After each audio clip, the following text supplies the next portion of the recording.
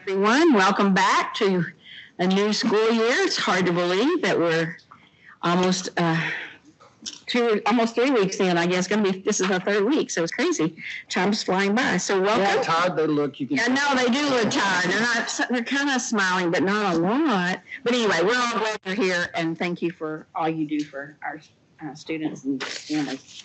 We don't have any individuals designed to address the board, so we'll go right into reports from the superintendent. And our first one is Dr. Walter Behringer on the balanced scorecard. Madam President, Dr. Mullins, members of the board, it's my honor to be able to present to you tonight for your consideration our balanced scorecard. We're going to get through it just rapidly. The mission of Eagle Mountain Saginaw Independent School District is to foster a culture of excellence that instills a passion for a lifetime of continuous achievement in every student. I want to talk to you a little bit about the process of how we got here for the balanced scorecard. Many of you are familiar with the strategic plan FIRE 2027. One of the pieces of feedback that we heard over and over and over again, not only from the side, but also from ourselves and members of the school district, is what does this mean? Different aspects of the strategic plan. When we start talking about goals, one of the things that we believe that the balanced scorecard does is it provides that clarity because it has SMART goals that are built in, and there are ways for us to come back to the board over the course of the school year and talk to you about what that progress looks like. Beginning on May the 15th, we met as a district leadership team, and we brought in Dr. Greg Gibson from Moat Casey. He is a former superintendent in the state of Texas who has a lot of experience with the balanced scorecard. And then on June the 4th and 5th, we came back to DLT with the express job of assigning members of the leadership team to each of these strategic objectives, of which you'll see here in a second, and you also have a copy on your dais in front of you as well.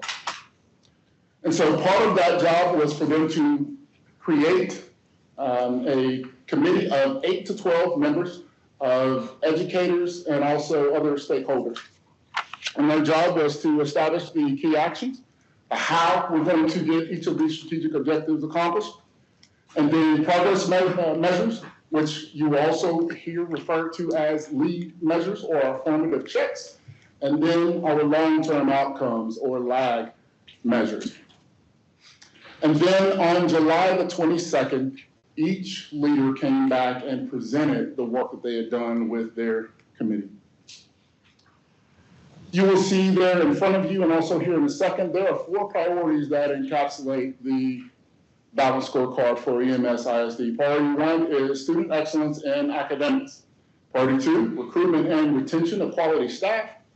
Priority 3, parents, families, and community engagement. And then priority 4 is our financial integrity and effective operations. So priority 1, student excellence and academics. I'm not going to read each and every one to you. Priority 1, I want to make sure that I make it really, really clear. This is our core work. So as you see priority 1 here on the screen and then also there in front of you, this is what we're here for, to ensure our students are growing academically every single year. And so that is the goal for 1.1. High levels of learning for all students. Every student grows 1 year every year, regardless of where they are when we start. Some of the lag measures that we will look at is from STAR, MAP, growth, in-class, circle, STAR alt, and ensuring that we are closing the achievement gaps among our different student groups. Dr. Behringer, I want to point out for the board that one of our goals as an organization is that within the next year that you'll be able to go to any employee. You'll be able to go to one of our sales. You'll be able to go to one of our custodial workers. You'll be able to go to any second grade teacher or junior English teacher and say, what is our highest academic priority? And they'll be able to tell you that every student grows 1 year every year. That little snippet is kind of our call to arms, if you will, that every student grows 1 year every year. And so that's a really important piece. The other thing I want y'all to notice is that what we're going to bring to y'all in September and ask for you to adopt are the 4 priorities, the strategic objectives on the left-hand side, and the long-term outcomes on the right-hand side. We don't bring for adoption those key actions because the key actions are living, breathing actions that we're taking as an organization. But we'll bring those to y'all for your approval. Well, how will we measure that growing 1 year? Is this what the long-term outcomes measures? Yes, sir, that's part of it because it's different for reading than it is for math. It's different for a kindergartner than it is for a junior English student. It's also different for a second grader that's at a certain point in their learning Yes, sir. journey and then another one. So those two are going to grow a year based on where they were to.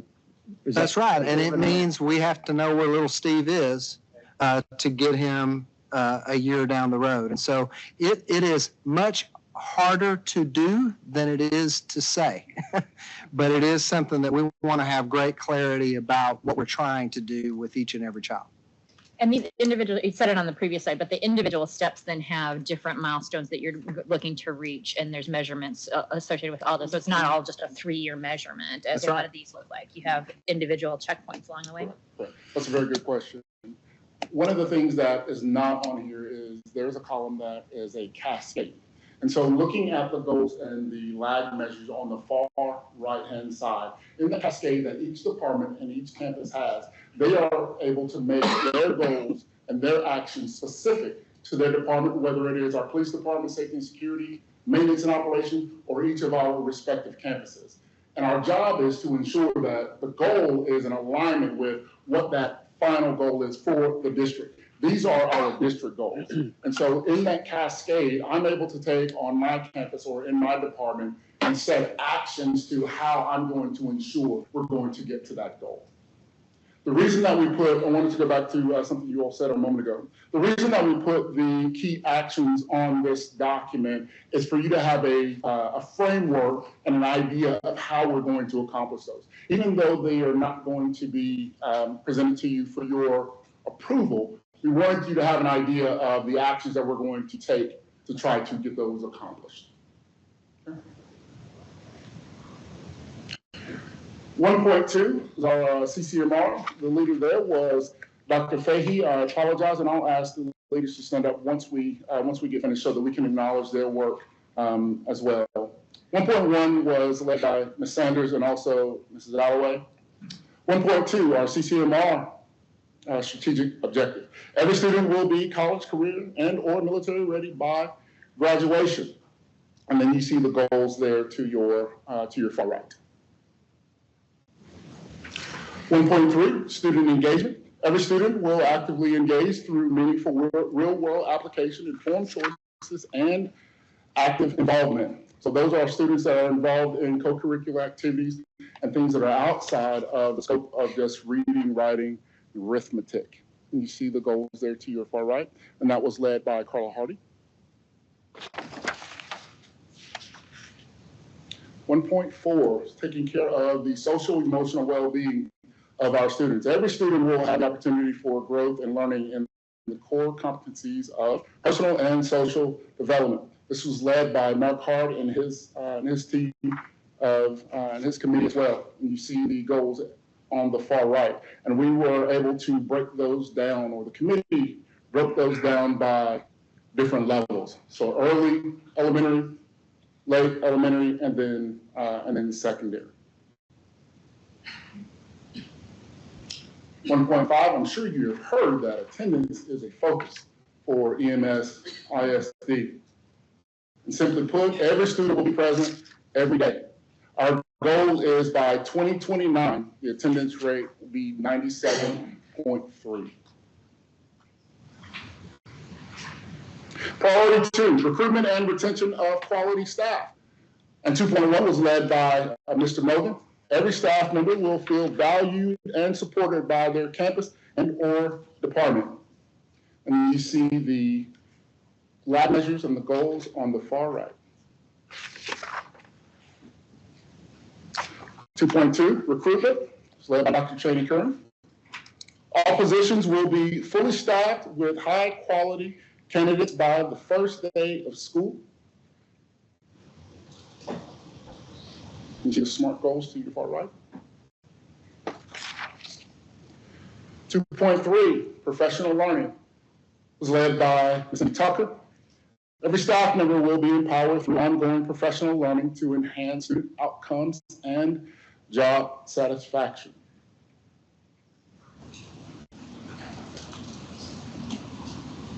Priority 3, parents, family, and community. 3.1 was led by Dr. Jones, and it is family engagement. Every parent will be provided the opportunity to engage in two-way communication with staff, fostering strong partnerships that promote student and employee success.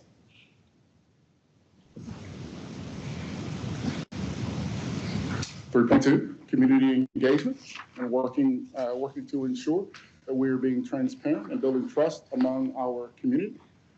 Connect our EMS ISD students and families with opportunities available in the EMS ISD community, and connect the EMS ISD community with opportunities available in our schools.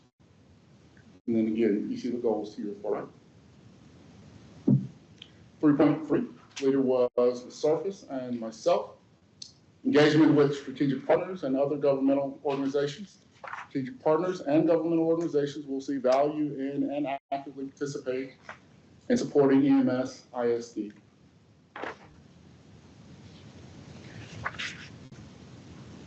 Priority 4, financial integrity, effective operations, and safety and security.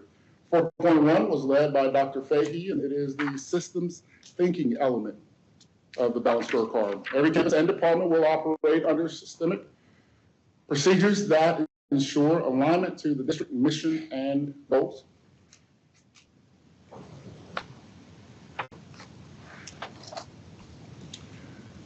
And then 4.2 was led by our CFO, Mr. Rob Welch. EMS ISD will maintain collaborative and transparent practices in meeting the fiscal and facility needs of the district. Simply put, our goal for 4.2 is to have a balanced budget for the 29-30 school year. Ensuring, we've had a lot of conversations around that work, but the important part is to ensure that it is not just on one department, one campus. That is something that we will share throughout the entire time of our work on the balanced scorecard between now and 29-30. Yeah, I'll just make one comment about that. That'll be something that we're going to have to work together from the board level to the administrative team and across the organization to accomplish. And really what the way I have to think about that is we're going to ask you to adopt a budget tonight with a $16 million deficit. Well, that's not sustainable. We know that over the long haul. And so what we want to do is begin to whittle down that deficit. So I started thinking that in terms of $4 million increments. So we can go to 16, we can go to $12 million next year, and then 8 the following year, and then 4 the following year, and then that puts us at a balanced budget by 29-30. And that's kind of the way that we hope to accomplish that. And but it'll take everybody. It'll take an approach where we're all on the same page about what that looks like. Our prayer and some of the beauty, the value in the balanced scorecard is being able to get to that balanced budget for the 29-30 school year. Doesn't just mean cuts, but if we're able to see the balanced scorecard come to fruition, we're able to raise the attendance as you see in front of you there and how we're going to do it. We're also able to get some of the students that are residents of EMS ISD, but no longer attend the schools here in EMS ISD, and being explicit about going after them and getting our prodigal sons and daughters back to EMS ISD. To say that prodigal sons and daughters are always welcome home. And so our job is to ensure that we're going to get them. And then 4.3, safety and security, which was led by Chief Charles Ramirez, and you see the goals there to the right.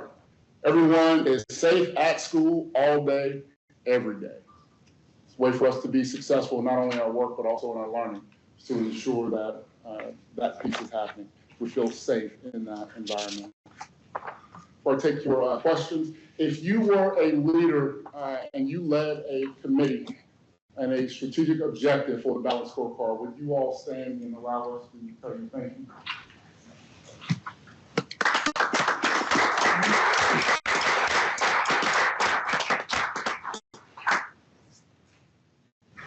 Again, my prayer is that you all see clarity in the goals that we have set, and not only that, but with the actions, you're able to see how we plan to get some of those accomplished.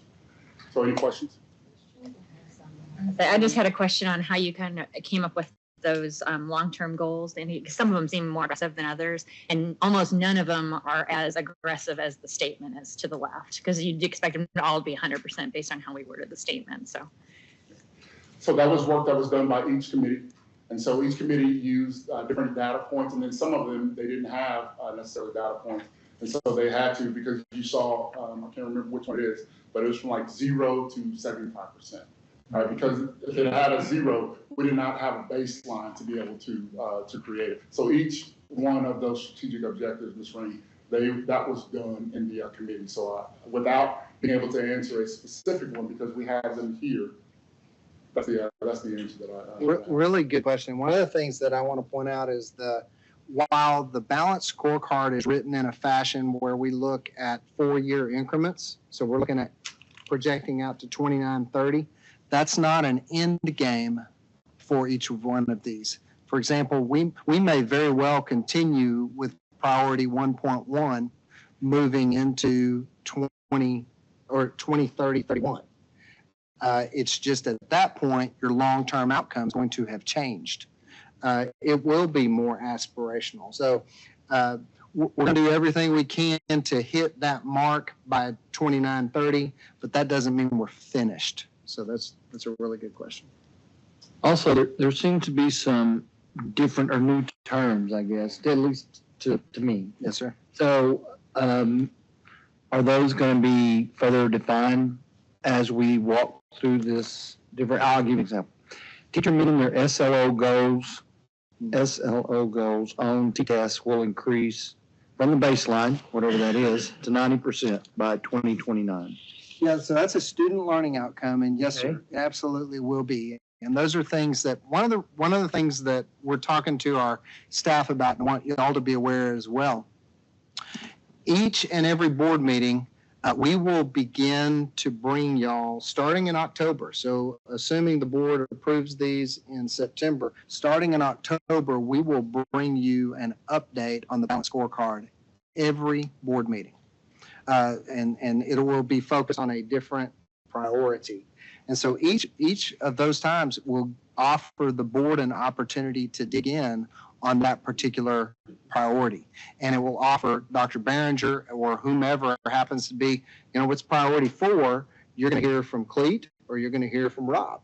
And it'll offer you an opportunity to dig in on some of those specifics. Like implementation walk data. Yes, sir. So implementation walk data refers to implementation of our new instructional resources. So what are we seeing when we go into classrooms? Are we actually seeing the implementation of those in place? We actually met this morning with principals to talk about implementation walks and what we should be seeing when we go into classrooms. And also it says board potential adoption after 1 year. So we're not going to be approving the long-term outcomes until 2026. You have to address that one, Dr. Behringer. No, we're going to ask for those to be adopted next month when we come back. I'm not sure why that's. Almost every one of them Yes, say I'll board say that. potential adoption after year 1 of scorecard implementation. I know one of the things that when we're working with Mr. Gibson is when we're working through a goal, we're able to attain it, to be able to come back to the board and make any type of changes. So I took that, Walter, just to mean that until the board adopts it in September, we're calling it potential adoption. We didn't want to get in front of the board. So 1 year. I see and I understand what But your it says, it does say question after is. year 1, so it is. a It seems little unclear. confusing. I understand that. we'll clear that up. Absolutely. Other questions? I'm curious to what the feedback is from principals that you're talking to or committee members. You showed us the leaders, and I guess they're putting their own groups together. I'm curious to the feedback of this concept so far. As a former teacher, really exciting to me. I love that it's targeted. I love that it's concise and spelled out, and it's achievable. And I think it has the potential of being tremendously successful because for me, it's not as convoluted. It's not as big a document. It's like target, which I think is going to be very beneficial. Are you getting that kind of feedback from principals and stuff that you're talking to? That is the explicit feedback that we received. And that's the reason that I started the way that I did. When we were working on our strategic plan previously, again, a lot of the questions came back, again, some of them from this room. What does that mean? Mm-hmm. How are we going to measure that? When will we know that we've attained it? And so what we try to do is we try to create SMART goals that are specific, measurable, attainable, relevant, and then of course time-bound.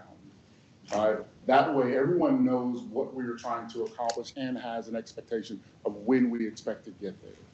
And so we try to provide that clarity as much as possible, and that is the feedback, Mr. Franklin, that we got consistently. Every single one of these meetings that you heard me mention from May the 15th to June 4th and 5th, and then again when they had their presentation, they were excited because of the clarity that it provided. I know where I'm going, and I have an idea of how we're going to get there. Love it. Yes. Other questions? So I have a couple of questions. Please. So I know you said this isn't our part to adopt, but being a systems person, you have a lot of implementing, creating, designing, establishing processes, systems, etc. So how is that going to all play out? Who's responsible for those things? Are those going to be district-wide, et cetera? You know what I'm asking. Absolutely. And that's why I wanted to make reference to that cascade column. Because even though these are the big, broad district goals, each department, each campus is responsible for talking about and identifying what that looks like specifically for their department or their respective campus. So everyone has a piece of how we're going to get these goals accomplished as it pertains to their department or their campus. Yes. So that's a lot of work. There's a lot of work there. It is, and that's the beauty of the balanced scorecard, right? It doesn't just fall on one person. Right. It doesn't just fall on the leader. Each campus and department are working through what that looks like for them, because how it looks for me at Remington Poet is not necessarily what it looks like for me in the maintenance and operations building. However, I'm responsible for working in that direction through the actions of our department. Could you maybe share with us on the next time you give us an update, a couple examples of how that drill down actually looks? That'd be interesting to see. I think. Yeah, and a really good point would be Stacy DeHoyas and what they're going to do at the Hafley Early Childhood Center is going to look different than what we're going to do at Boswell High School. And so they will have a column, when we talk about academic growth and achievement, they'll have a column that is specific to what Hafley is doing to carry those things out. And likewise, Boswell will have a column, and they're going to be different actions. There are different actions taken for, a 4-year-old than we have for a junior in high school. So Sometimes. sometimes. But I'll absolutely bring examples of those. That'd be great. Thank you. Other questions?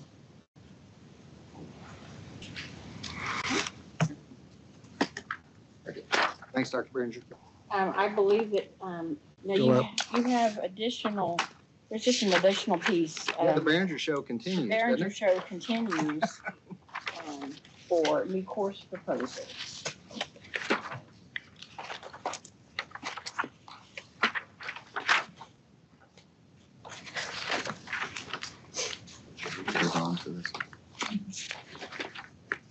Yeah, following the question in your board book, it's just laid out in a different way. In the balance scorecard. For your consideration, these are our new course requests and the proposal for 26-27 school year. Couple highlights from each of them. I believe that there are 12 that I'm bringing to you tonight. There should be a spreadsheet in your board book that gives justification and also this information that I'm presenting here on the screen. The first one there is on-ramps rhetoric, and that would be in place of English 3, 4. You see not only the course title, but also the service ID. Juniors and seniors would be eligible for this 1 credit course after taking prerequisite of English 1 and English 2. Cost associated is the professional learning for the teachers, which is $750, which would be paid for and covered by Dr. Fahey from the CCMR Department of Budget. The benefit for our students is they get credit for English 1301 and 1302 potentially.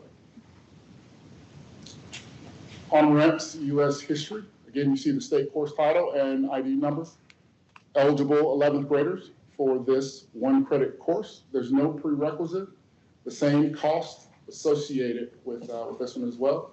And again, benefit is college course, history 1301 and 1302. Glass and jewelry design from our fine arts department.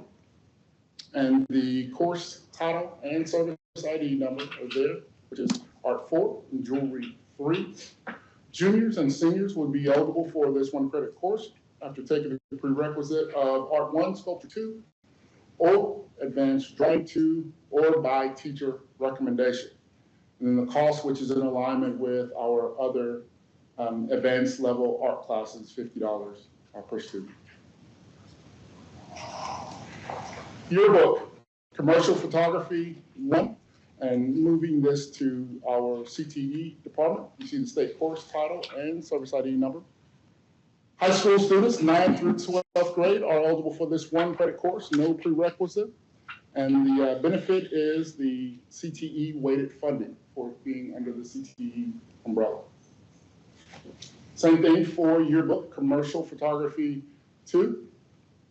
Eligible 10th through 12th graders can take this 1 credit course after taking the prerequisite of commercial photography 1. And you see the benefit there at the bottom. Engineering design presentation 2, state course and title and ID number there. Eligible 10th through 12th grade students take this 1 credit course after taking the prerequisite of engineering design and presentation 1. Cost would be an FTE. The benefit is to continue program of study. Criminal investigation. 9th through 12th grade students are eligible for this 1 credit course, no prerequisite. The benefit is also to provide a full program of study for students who are interested in fields of the field of forensics. And then forensic psychology. Eligible 11th and 12th grade students can take this 1 credit course, no prerequisite. And again, this allows them to finish a program of study in forensics. Just a clarification question on the photography one. So is that just reclassifying the existing feature? It's not additional photography classes? So they'll stay on the campus, at the campus. They won't be, you won't have to be part of the bust over, right? Okay. Yes, the only difference here is moving it under the CTE umbrella. Very good question.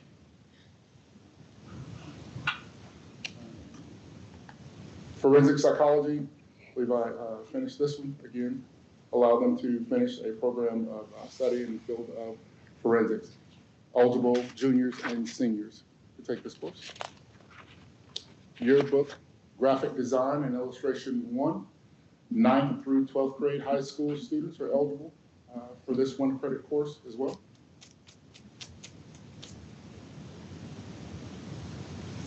Graphic design, yearbook, graphic design and illustration 2. Prerequisite, after taking the prerequisite of graphic design and illustration 1. Sophomores through seniors are eligible for this 1 credit course.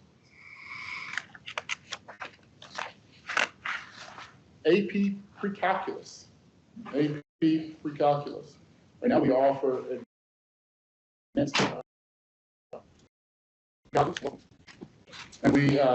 there's a prerequisite of Algebra 2, where our 10th through 12th grade students can take this one credit course. There's no cost association. And then AP, African American Studies. There is a one credit associated for our sophomore through seniors who would be eligible to take this course. No prerequisite, no cost.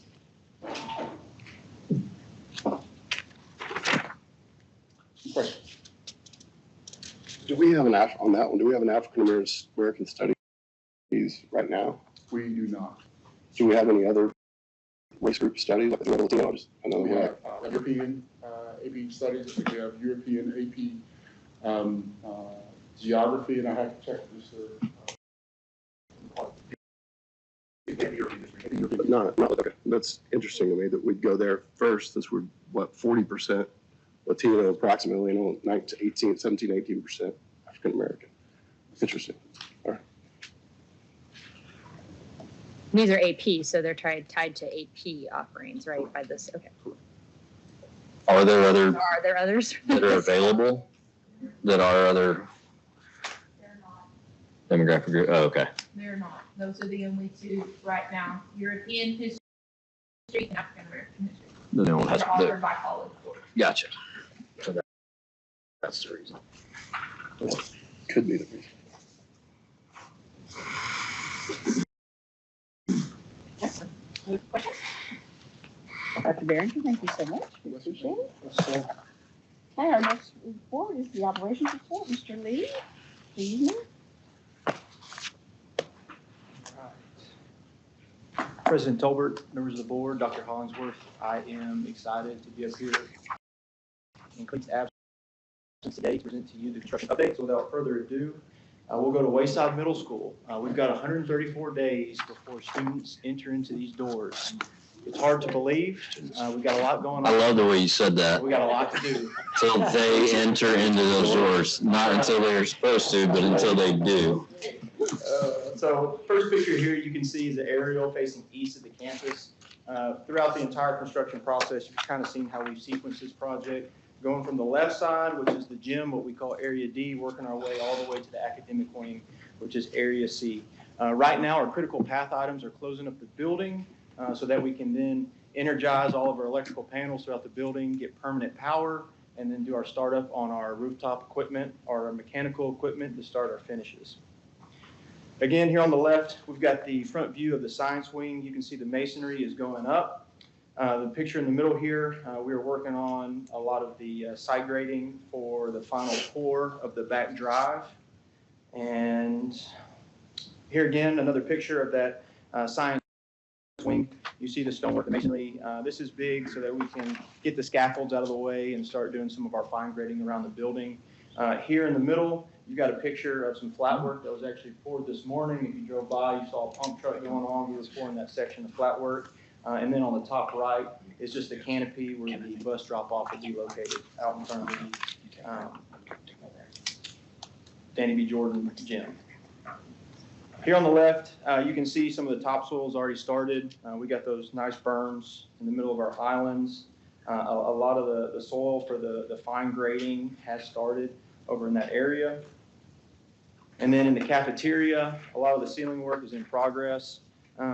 Getting real close to be able to drop ceiling tiles, have a couple of trades that still need to do some above ceiling work. Along with that, we've got a lot of tile going in. You can see the majority of the wainscot in the athletic, fine arts, and the cafeteria area are complete. Here on the left, you have the counselor suite. You can see that we've done a lot of painting. The areas that you see that aren't painted, that's where tile is going to go.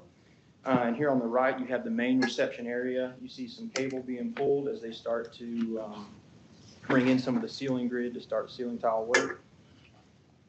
Here on the left is just a picture looking at the library from the front of the building. We continue to try to work on and finish a lot of the masonry work to get the folks off the scaffold around the buildings. You can see now that they're starting the framing of the curtain walls, which is actually the glass that covers those areas. The middle, again, is just a picture from the inside of the framing going on. And then here on the right, We have a media center stair that acts as a stage, gives a little bit of flexibility for educational purposes in that space as they're beginning to start to put the foam in to pour that. On the left, Smaller, slightly smaller, and maybe supported as they're supposed to, curtain walls absolutely. than the Eagle Mountain. Curtain walls kind of makes you kind Yes, of sir. You take a got double take, kind of little twitch. the intermediate steel tube there that is going to provide. Going to have all the structure that's Absolutely. required. Yes, That's sir. required, that's supposed to be there. We know to ask that now. You won't fool me twice. That's right. We've lived that. Again, here on the left, the exterior masonry is continuing on throughout the building.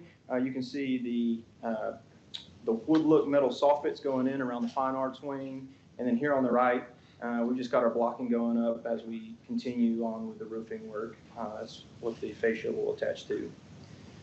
A lot of tile work going on. About 50% of the building is completed. You can see a little bit of the designs that are going on here. On the left is the athletic area where we have sinks, of course. And then where we have the men's and women's restrooms that are tied together here on the bottom and on the right. Again, here in the athletic wing, we got a lot of the walls painted, a lot of the ceiling hung. So we're kind of getting into the space where you're going to start seeing some flooring work getting done in the athletics area. So please expect that next month.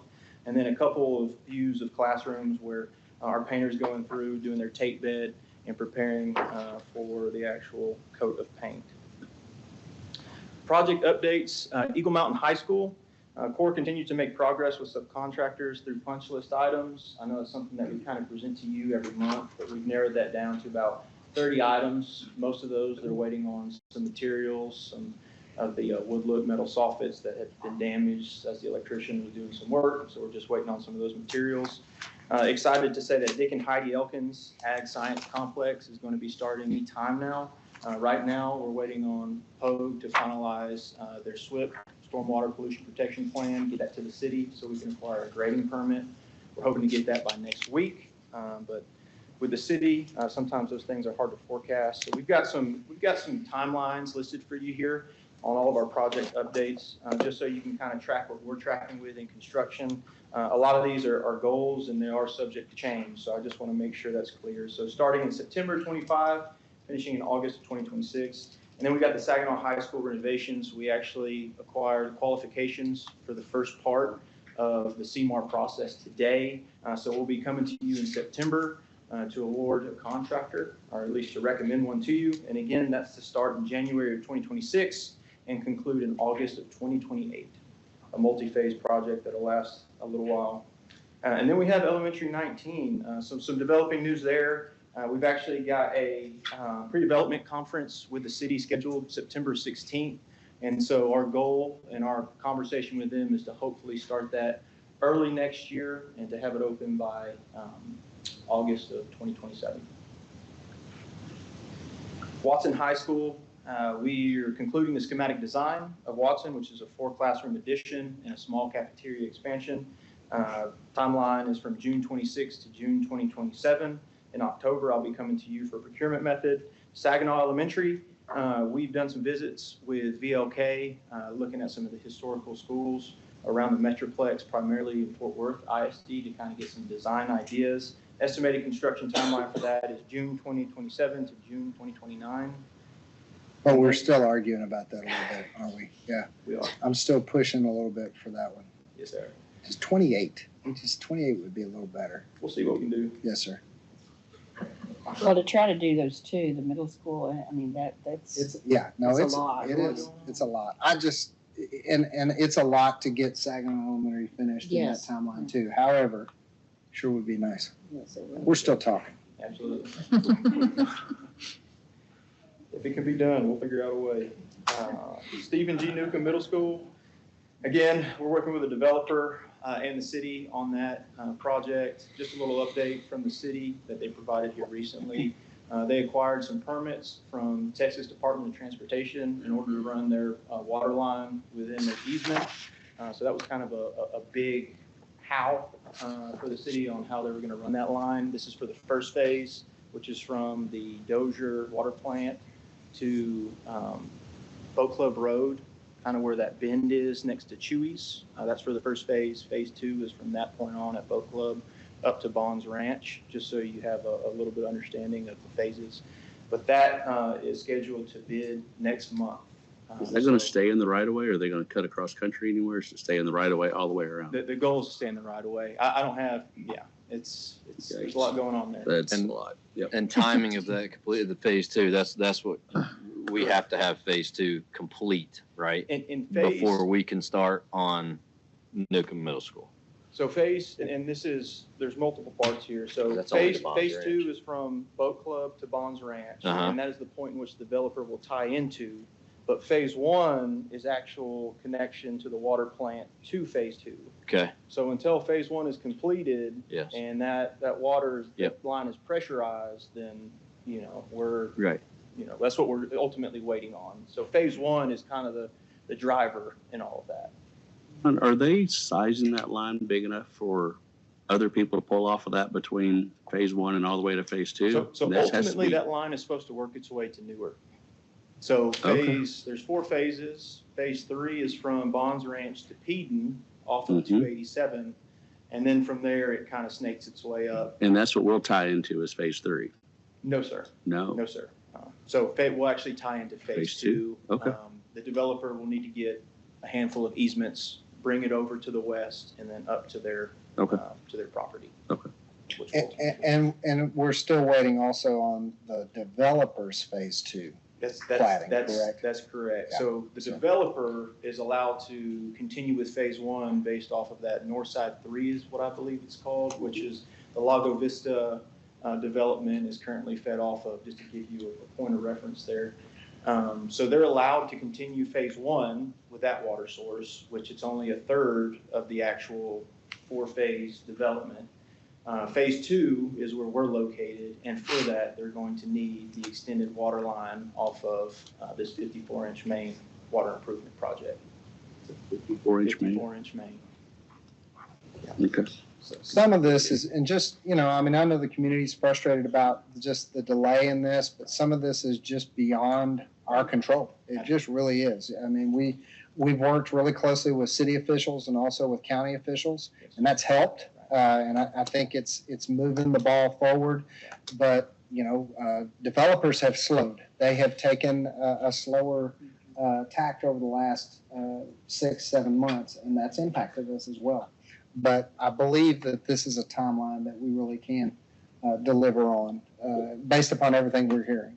And the thing that we need to be prepared for too is when that does get done, the growth out here is going to explode. Yes, sir. That is the one thing that's held up growth out towards that way going north. And it, Water and sewer. yes. And I think with keeping that in mind and us planning on using that plot of land will, to me, it's just the best piece of land Mhm. to account for that. Yeah. But you're absolutely correct. That, obviously, there's other things, because I know, like you said, there's the frustration things that we did, with the middle school, and it's a numbers tension point, right? So we're making other adjustments, or we are in the meantime, to help with some of the swollen schools. Yeah, we particularly have overcrowding right now at Wayside and also at Prairie Vista. And so we're going to work toward a rezoning to bring to y'all for next school year so that we will alleviate both of those schools with Highland, because Highland right now has room. And so we'll use what we have to alleviate our current crowding. And then we know we can look forward to 29 of getting a lot more help with Newcomb. And I just want to, I wish I had a crystal ball, but there's a lot of players involved in this, and this is our best, based off the information that we've received up until this point. There are many things that can change, and so we're. I like that we're proactive about it instead of just sitting and letting it happen to us. I like that. I like what your department's doing with that. Appreciate that. And we purchased that land at a good price. Maybe some of these reasons for this price are now becoming more obvious, but we got that land Yes. at a really good price. We have actually not purchased that property yet. But I'm talking about like the ones we've got, Eagle Mountain and all the ones there. Absolutely, you're right, what- 100%. Yeah. We've been very fortunate as far as our land purchases. Okay, Now getting on to summer projects. The roof and rooftop unit replacement project, this all has been completed. We have some fine tuning, some punch list work that's still being done at Boswell, Gilliland, and Bryson. Should be wrapping that up in the next couple weeks. And then we have the HVAC equipment replacement at Boswell High School. This is a project that really has been designed and planned for ever since 2010, whenever we added the main central plant and all the corridors throughout Boswell. This project has been slated to be completed. So a Labor Day weekend, we are actually going to be replacing a few pieces of equipment, a couple chillers in the chiller yard, and then tying in the Tim and Vicky Dennis Dance and Cheer facility as well. And then you can kind of see the remainder of our timeline. This is a multi-phase project. Thanksgiving break, we're going to be replacing air handler at the Rotunda. And then Christmas break of 2025, we'll be replacing the air handlers over in the Anderson wings, east and west. And then in the summer of 2026, we're replacing a lot of outdated piping that circulates the Rotunda. So I just wanted to take some excerpts from our engineered drawings, transpose them on an aerial view here just to give you an idea of what we're doing and which areas of the building we're going to be touching. And then we have the chiller and boiler replacements at 5 campuses. For the majority of this project has been completed. We got some pumps in late. So over at Greenfield and at Remington Point, there's a couple pumps that we're going to be installing over Christmas break. But other than that, just punch list at this point. Sidewalk at Saginaw High School.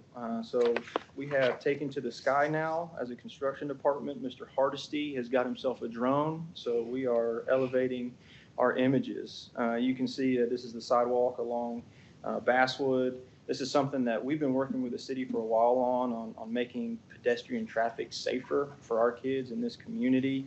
Along with that, the city's put in speed bumps and additional sidewalk along Grand Central Parkway. So the city of Saginaw has been a huge partner with us, really with every campus we've had. So grateful to the city of Saginaw for their partnership on this, and the end product, if you've not driven by, it's just beautiful. It really turned out really nice. Yeah.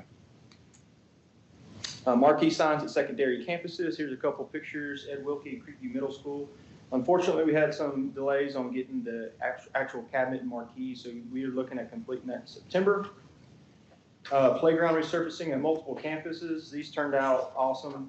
Just go through these real quick. We've got from left to right, Copper Creek Elementary, Lake Point, Halfway Development, Parkview Elementary, Willow Creek, Eagle Mountain Elementary, Greenfield Elementary, Lake Country, Remington Point. One thing I do want to note on the playground turf project, as we didn't know where Saginaw Elementary was going to land in the construction phasing in this bond, we decided not to turf their playground as we didn't know when it was actually going to start. So we decided not to do that campus. That's the only elementary school that we have not actually resurfaced the playground of. Highland Middle School ADA ramp. This project is actually completed now. You can see here they hadn't finished the final portion of the flat work, getting its way down to the field, so that turned out really well. And then tennis court resurfacing project. Finishing up the courts over at Ed Wilkie. Here on the bottom right, I just kind of wanted to, we were only able to do half the courts. There were some delays due to rain. Hellas couldn't get to the remainder of the tennis courts. I just wanted to give you an image of what before and after look like. The courts on the left are the old Boswell courts, and then the courts on the right are the newly resurfaced product.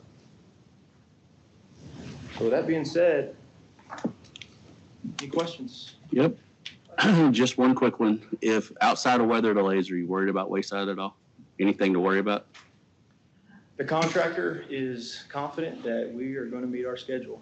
So there's always a point in construction where you look at the building and you think, wow, we're going to open this in this amount of time. Yeah.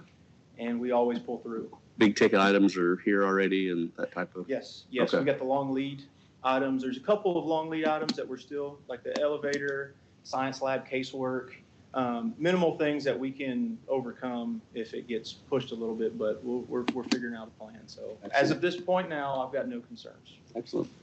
Great job. That's really, yes, absolutely. Yeah. Okay, anybody, who else? No, I mean, thanks for all your work and diligence and all this great presentation of it. And I'd like to thank our community too for approving the bond work to do this for kids and students. I mean, this is significant. You look at playgrounds that are safer, that are better places to play. I can tell you there's one of those playgrounds that before it was like that, took us to the emergency room with one of our kiddos, and that's something that made it safer. And so those are things that I applaud our community for getting out and supporting our school district, Having giving just bond funds to use. lived through the woes of week one traffic, we also know that that's going to help from that standpoint as well, because the larger footprint, we've got better staging of traffic once we open that new campus. That should help a fairly congested intersection. Absolutely. There'll be some growing pains, but we'll. I'm probably by that place, by Wayside almost every day, probably going to Sonic or Chick-fil-A or somewhere. And I mean, it's amazing how much is done every day. And I mean, they're out there 7 days a week. It's crazy how much they work. So it's really looking good. And everything that you presented on Hunter looks fabulous. Again, I know it's a broken record, but we say all the time, it's the maintenance and the upkeep and all the things that you guys do and the maintenance department does that makes our campuses look so beautiful. We've got a great team. Thank you very much. Thank you. Anybody else? Okay, so with the board's approval, I would like to move a couple of things on the agenda. I would like to move the 2024 budget amendment next with Mr. Kittinger, and then the property and casualty insurance policy information with Mr. Welch, and then we'll do the budget update and the other things when we come back. Is that okay with everybody? Okay. Okay, we're ready for you.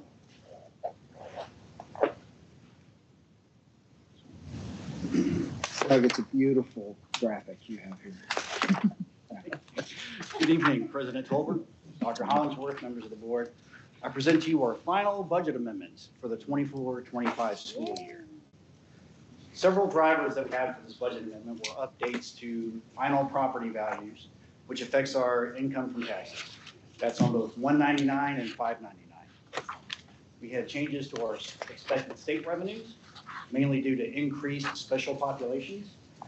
The main driver from that was special ed, which had an 18% increase from year to year. We also had our interest income. We were able to keep all of our major investments for these three funds over 4.25 for the entire year. On the expense side, we had some minor additions. We had some increased utility expenses, as well as our annual TRS adjustments. And on 599, you'll see that we also added some expense in there for an interest payment for the bond sales that we're doing right now in August, just to make sure that they're going to be qualify for the hold harmless funding in the future. And then on the final fund on 240, that one's very simple. Mr. Aaron Wiley has continued to run an outstanding child nutrition program, which again has been able to run. For this year, it'll be a balanced budget, and going into next year also a balanced budget. Any questions? Questions? Outstanding. Thank you so Thanks, much. Doug. Thank you. Okay. Mr. Welch, property and casualty insurance policies information for us, please.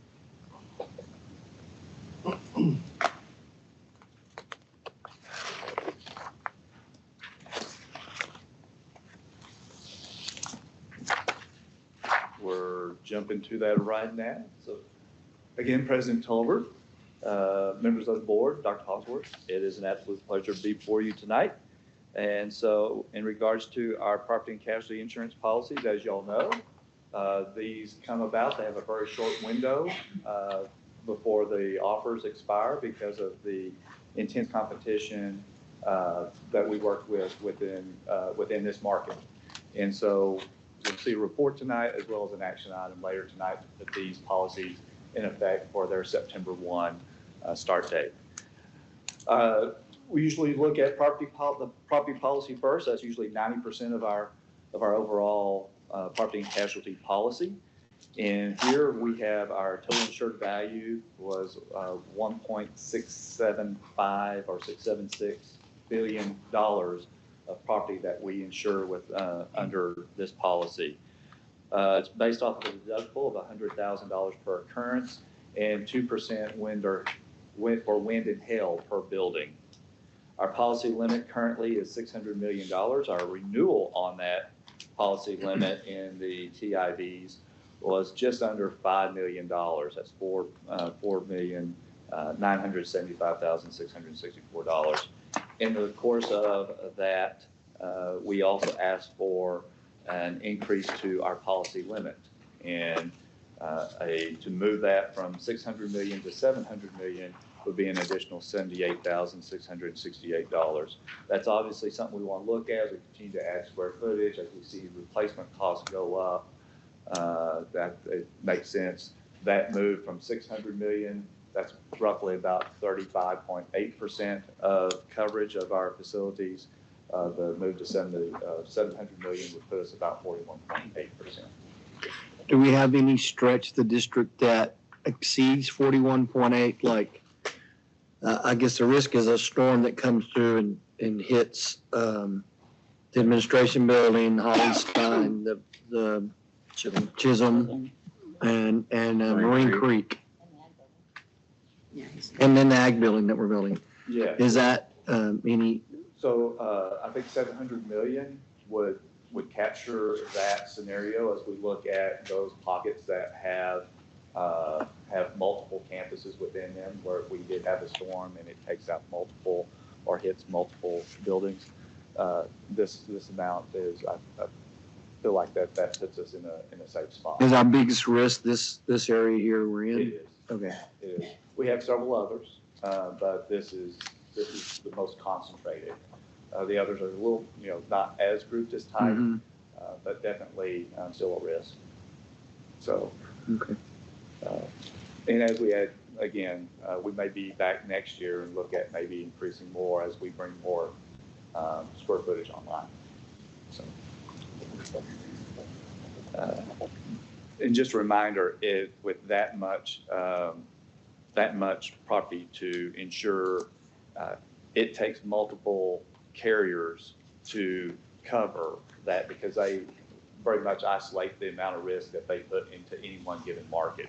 Here, because of the capacity or the potential for wind or hail damage, they limit how much that they're going to write in a given area. So we're competing for them just as much as they're competing for us at any given time. And that's why those offers are short-lived. Here, there's over 20 carriers in order to provide the 600 million as well as the 700 million. The last carrier, Lloyd's Chubb, would pick up the 700 million as well, if necessary, or the additional 100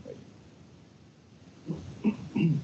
The other part of the policy proposal would be our casualty policies. That's our general liability, educator legal, law enforcement liability, employment practices, auto liability, the auto physical damage and crime, and other related policies. Our premium last year was $556,000. This year we actually went down a little bit, so a little savings there. We're at $546,413.06. So our total renewal cost is right about $5.5 million.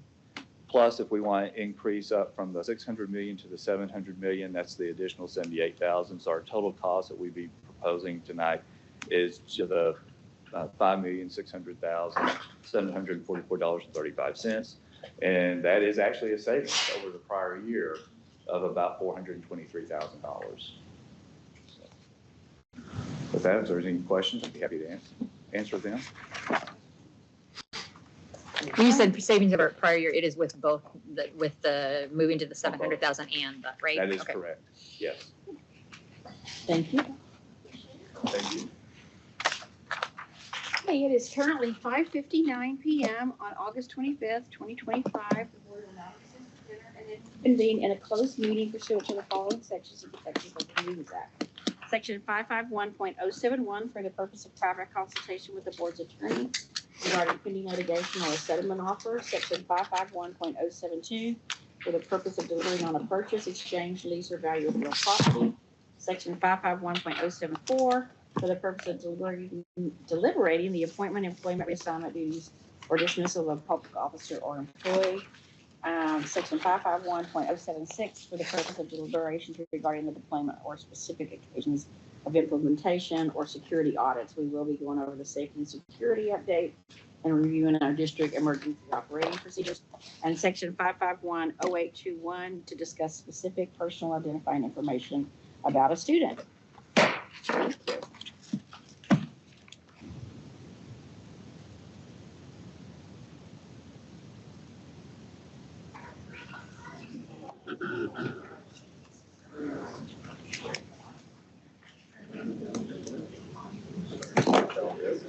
No, we're going to start. This is a public meeting of the Board of Education of the Eagle Mountain Saginaw Independent School District. The board is reconvening the public meeting on August 25th, 2025 at 7:11 p.m. and will now consider the subject set forth in the posted agenda. Good evening, everyone. Our apologies for running a little bit late. We had quite a bit of business we needed to take care of in closed session, so our apologies. And but we're all glad that you're all very here. So welcome, everyone, and we will go right into introductions and special recognitions and our opening ceremonies. So our opening ceremonies tonight is from Highland Middle School. So Mrs. Lasher. I apologize. I'd like to come down and meet you, but we were running late, so welcome. Well, thank you, and good evening, Madam President and School Board. I would like to introduce to you some of our Highland Hawks, and we're going to start down there on the end with one of our 8th grade students, Riley Mullen. Riley is the daughter of Sean and Roxanne Mullen. She is a member of our National Junior Honor Society. She is his past student. She participates in advanced choir, cheerleading, as well as tennis. Her interests include Texas Rangers baseball, Dallas Cowboy cheerleading, and TCU. So she's got too good of the three. No cuts. Riley was a recipient of the Hawk Pride Award last year at Highland Middle School. She is an A honor roll student. She received the Cheer Leadership Award. And at the age of 9, Riley started her own small business in Texas. Come on. She aspires to be an attorney one day. Nice. Next to her is Josh Brown. He is an 8th grade student at Highland. He is the son of Kendall and Virginia Brown. He is also a member of our National Junior Honor Society. He is president of the Honors Band. He participates in, I should have brought a drink of water, cross country, football, tennis, basketball, track, soccer, and is one of our news anchors on the Highland Hawk News. And then in no particular order, his video games, or his interests are video games, Jesus, travel, sleeping, sports, as you heard, his long list, music, outdoor activities, family, friends, and academic pursuits. This evening, I just learned that Joshua joined us from homeschool in 5th grade. And wow, what an impact he's had as a middle schooler in Eagle Mountain ISD. Yeah. That's great. Welcome. Next to Joshua is Aaron Isararas. And Aaron is a 7th grade student. He is the son of Jesus and Sonia Isararas. And he enjoys playing football, soccer, and he was also a recipient of the Hawk Pride Award at Highland last year. He is interested in both science and baseball, and apparently computers. He would like to be a software engineer one day. And he also attended our science camp, Camp Goddard, and is the shortstop for his select baseball team. Nice. And last, next to me here, is Addison Schoen. She is a 7th grade student, and she is the daughter of Aaron and Judith Schoen. She is involved in soccer, cross country. She attended Camp Goddard. She takes advanced classes and was also a recipient of the Highland Hawk Award, Hawk Pride Award. She has interests in both soccer and reading, and she is always eager to make a new friend. She is looking forward to taking Spanish next year. We had a nice little conversation about that. So These are our Highland Hawks. Wonderful.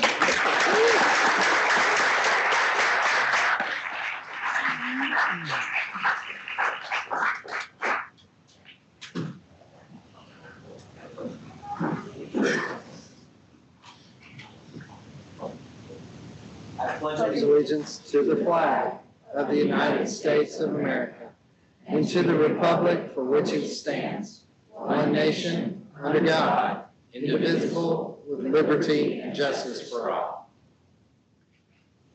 Honor the Texas flag. I pledge allegiance to thee, Texas, one state under God, one and indivisible. Now,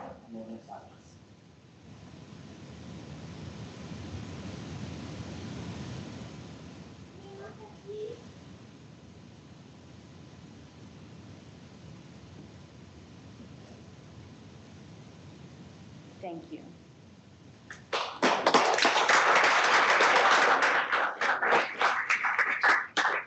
Outstanding, Hawks. Thank you so much. You would always hear me say it's my favorite part of the meeting, right? So we're glad you're here. All right, we'll go right into special recognitions. Our first one is the Career and Technical Education National winner, Dr. Eldridge.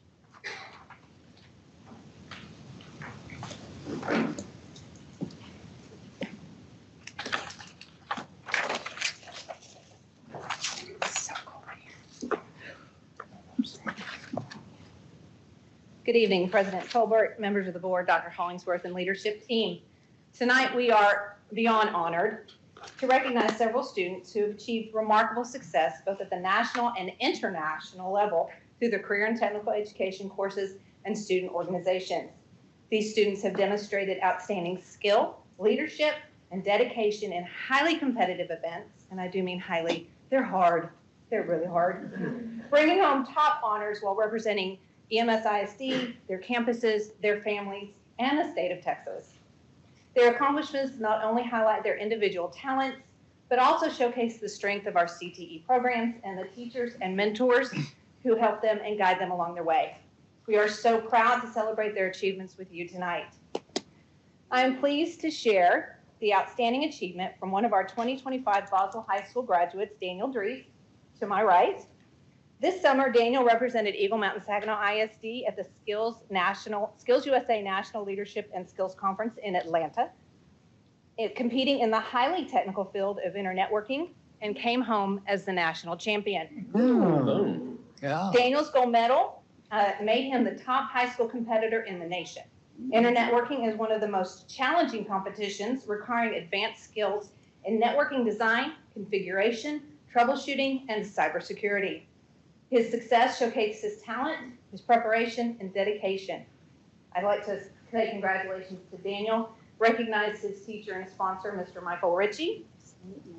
And I would also like to say that we are incredibly proud, Daniel, of everything you did. Thank you for bringing home the national title to the district and representing Boswell High School and EMS ISD with excellence. Daniel.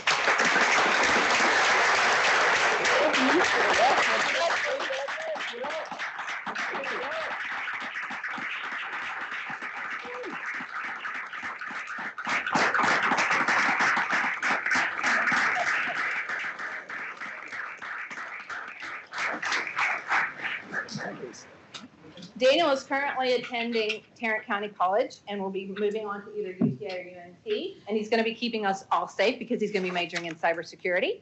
And so I'd like to recognize his dad, who's with us tonight, is Mr. John Dries.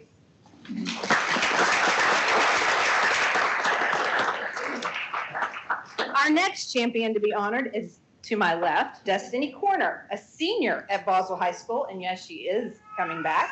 Yeah. For her outstanding achievement at the Educators Rising National Conference, which took this summer in Orlando. Destiny swept the competition, earning first place in the Varsity Project Visualized Service Competition, a highly competitive event that showcases student-led service projects designated to make a meaningful impact in their schools and communities. Destiny led the HCTC Taffy members in collecting food in over 4,000 bags for Community League during the 24-25 school year. Along with the service project, she had to write a paper to go along with the project And that project highlighted the importance of a teacher's role in supporting students to meet the needs of their community. Destiny's accomplishments reflects her leadership, dedication, and passion for service, as well as the strength of our CTE and TAFE Educator Rising programs. We are immensely proud of Destiny for representing Boswell High School and EMS ISD with such excellence on the national stage. Destiny is currently in our Practicum of Education and Training course and will be completing her internship at one of our amazing Boswell feeder elementaries. And I know that all of those principals are actually fighting over her right now. So I would like to introduce her sponsor and teacher, Mrs. Lindsay Metz. And I would also like to recognize Destiny's family. Her mother, Jewel Corner, is with us, as well as her sister, Demi Jewel Corner.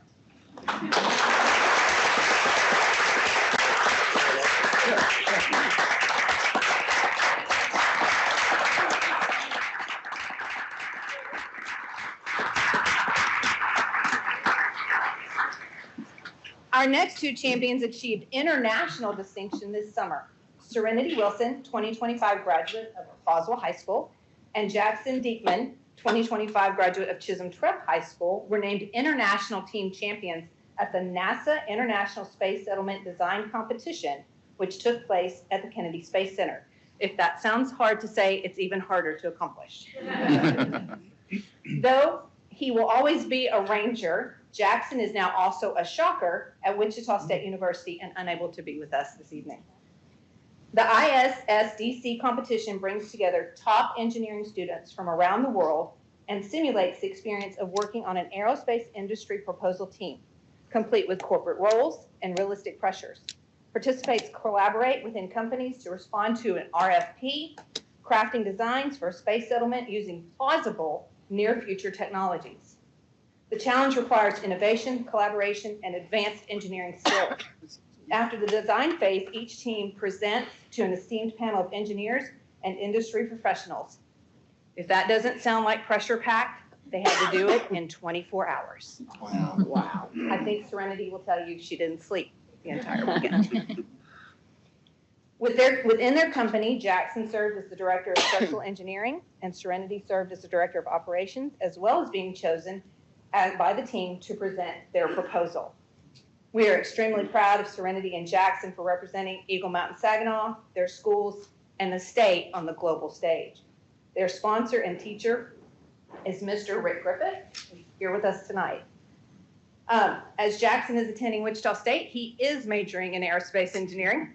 And I wanted to recognize his parents, who are Lisa and Paul Diekman. Serenity is attending the University of Texas at Arlington and also majoring in aerospace engineering, which we are thrilled about. And I'd like to recognize her mother, who is here with her tonight, Jamie Wilson.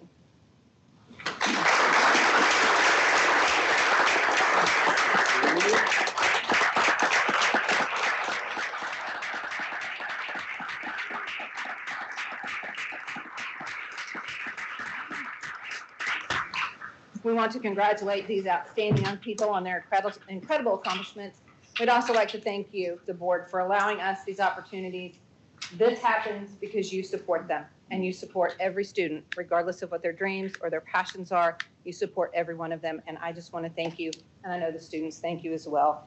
We are proud to present to you the CTE National and International Champion.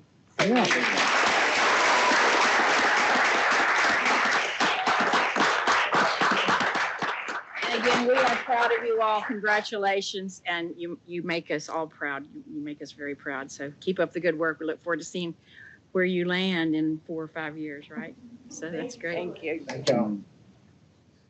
Another favorite part of the meeting. There's one more exciting time, then it gets kind of boring. So another part of our meeting that was great. Okay, special introductions. We have several new people that we have welcomed to Eagle Mountain. And so Mrs. Alloway and Ms. Sanders are here to introduce those wonderful people. All right, like she said, I have a lot of introductions tonight. I'm really excited about it. We're going to start with Dr. Carrie D'Amico. Dr. D'Amico is the new principal of Creekview Middle School. She served in education for 19 years and 18 of those here in EMS ISD. She most recently served as the academic assistant principal at Saginaw High School. She holds a bachelor's degree in management from the University of North Texas, a master's in teaching from Texas Women's, and a doctorate in curriculum instruction from Texas A&M University. Tonight, Dr. D'Amico has her husband Ben and her sons Caleb, Nicholas, and Joshua here with her tonight.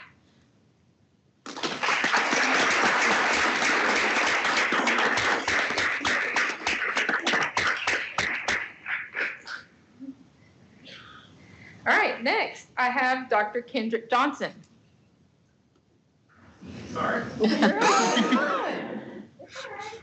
Bring him with you. Bring it out. I've been admiring both of them. They're precious. Yeah, come on up. I'm gonna hurt you. So Dr. Johnson is our new assistant principal at Chisholm Trail High School. Dr. Johnson has been in education for 18 years, and he has worked in Pasadena, HEB, Grapevine, Colleyville, and most recently in Lake Dallas. He was most recently the Lake Dallas Middle School principal. He holds a bachelor's degree in music from the University of Houston. Had to pause, I knew it was coming. All right. A master's in music performance from the University of North Texas, and a doctorate of education in educational leadership from the University of North Texas. He's joined tonight by his wife, Kristen, who's the head band director at Bedford Junior High in HEB ISD, and his two children, Rylan and Eleanor. Thank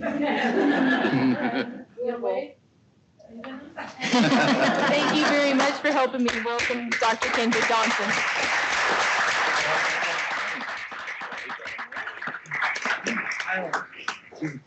Next, I'd like to welcome to the podium Miss Christy Ryan.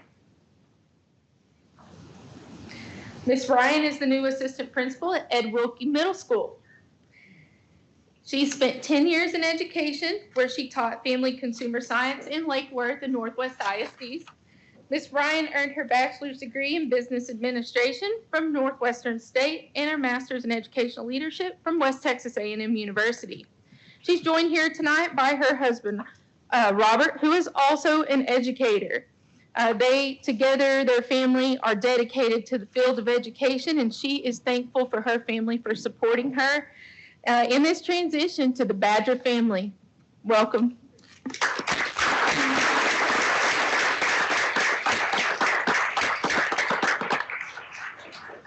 Next, I would like to welcome to the podium Miss Melissa Cordova.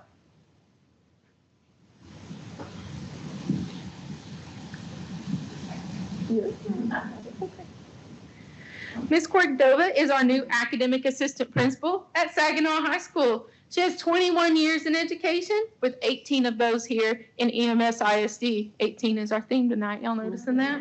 All right. So prior to coming to EMS, she served in community ISD, also as a family consumer science teacher. And she has been a teacher here at Boswell, and also worked as a college and career readiness specialist at Chisholm Trail High School. She most recently served as an avid teacher at Saginaw High School. Ms. Cordova holds a bachelor's degree in human science and a master's degree in educational administration, both from Charleston State University. Melissa is joined tonight by her family, and they are her biggest supporters. Thank you, Melissa.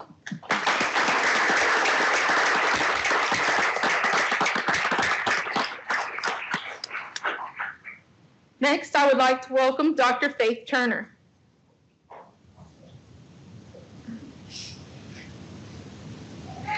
Dr. Turner is the new assistant principal at Prairie Vista Middle School. She's starting her 15th year in education and has most recently been an assistant principal in Crowley ISD at Alley Middle School. Prior to serving in administration, she taught 7th and 8th grade, and both in Crowley and Castleberry. And she holds a bachelor's and master's degree from UTA and a doctorate in educational leadership from Tarleton. Dr. Turner is joined tonight by several. We got 3 of her children here. All right. We've got, yes, her and her husband together have 5. So we've got 3 of them here tonight. We've got Hope, Alexis, and Kylie. We're not joined tonight, though, by Zachary and Amaya. All right, but that is all right. Thank you so much, Dr. Turner. Welcome.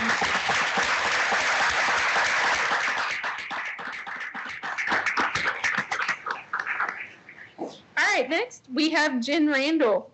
Jen is the new assistant principal at, oh, you're good, at Boswell High School.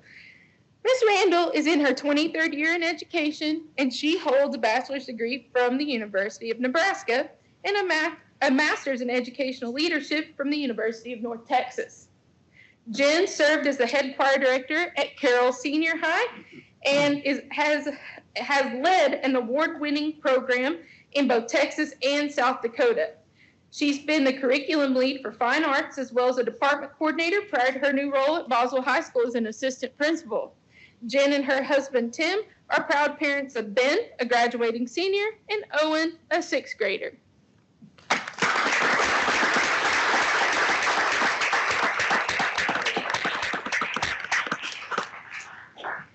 Next, we have Mr. Lance Hood.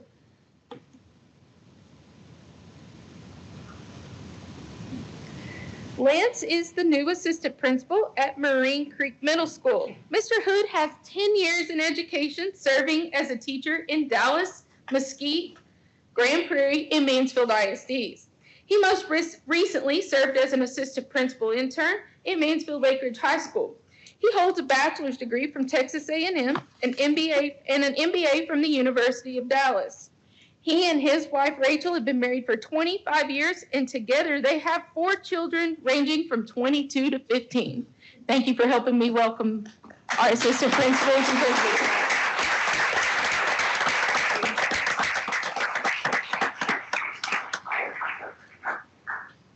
Good evening, Dr. Hollingsworth, President Tolbert, and board members. It is my pleasure this evening to introduce you to 4 new assistant principals at the elementary level, starting with Mark McAllister.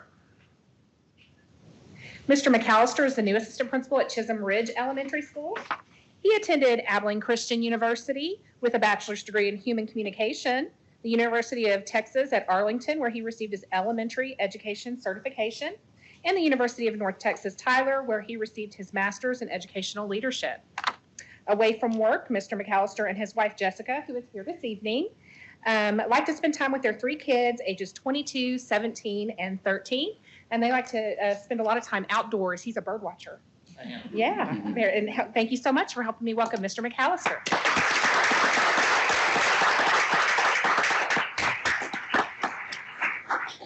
And next, I'd like to welcome Brandon Brumley.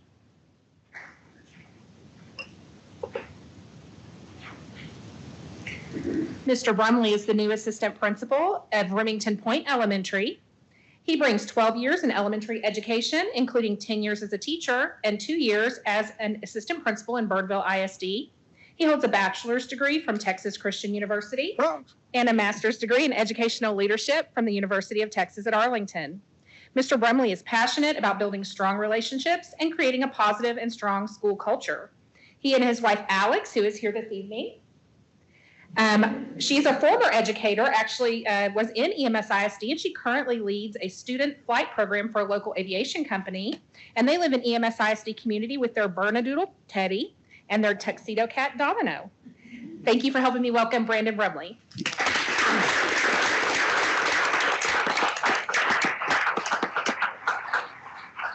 And I'd like to welcome Shelby Parsons.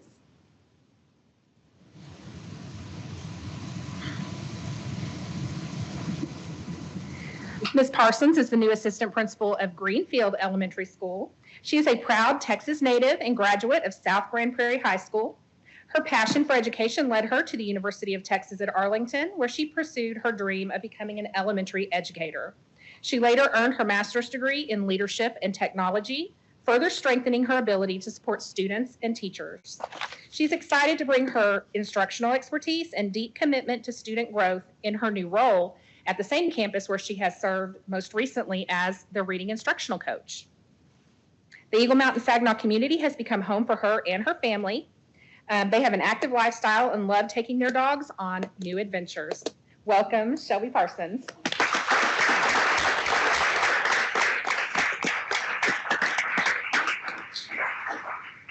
And finally, I'd like to welcome Elisa Villarreal.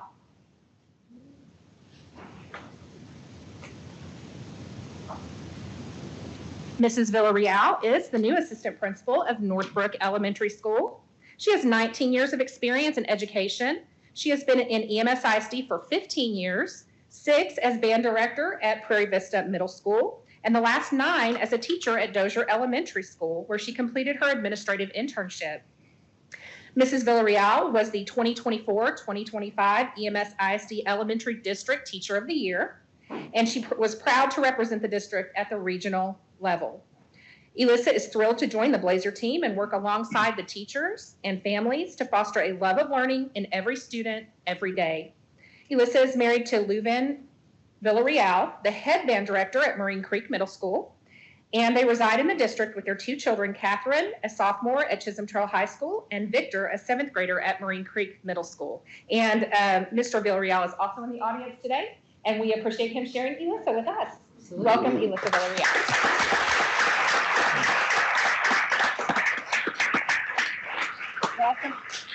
Welcome to all of you. We are so glad that you chose EMS ISD.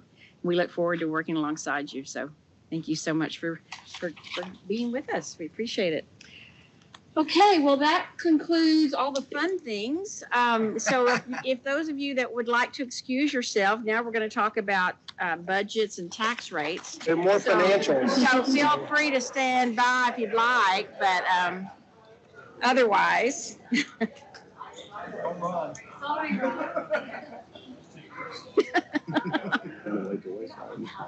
Lots of good crowd, but I mean, good turnout, good support. That's great. Really good support. Only one that was. So, good. Yeah, very much so. Thank you all for coming. I guess the rest of y'all are going to speak on the public hearing. How about all the fine arts folks in there? I saw that. Yeah. I feel like there's gonna need to be a faculty ensemble with our. Okay, so we did not complete our reports for the superintendent before our 6 o'clock meeting. So we're going to go back to Mr. Welch with the finance report and a budget update. Very well. And you have new information at your desk, some corrections. So make sure that you're looking at those. Yes, that third slide has some additional information for you.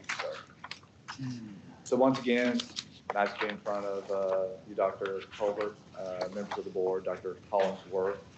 And I will tell you that we also have on tonight's agenda the public meeting to discuss the budget and proposed tax rate, which will have some of the similar information. So what we'll do is I'll go into a little more detail here. And since we're in the same hour, we'll just have a more abridged version when we get to the public meeting.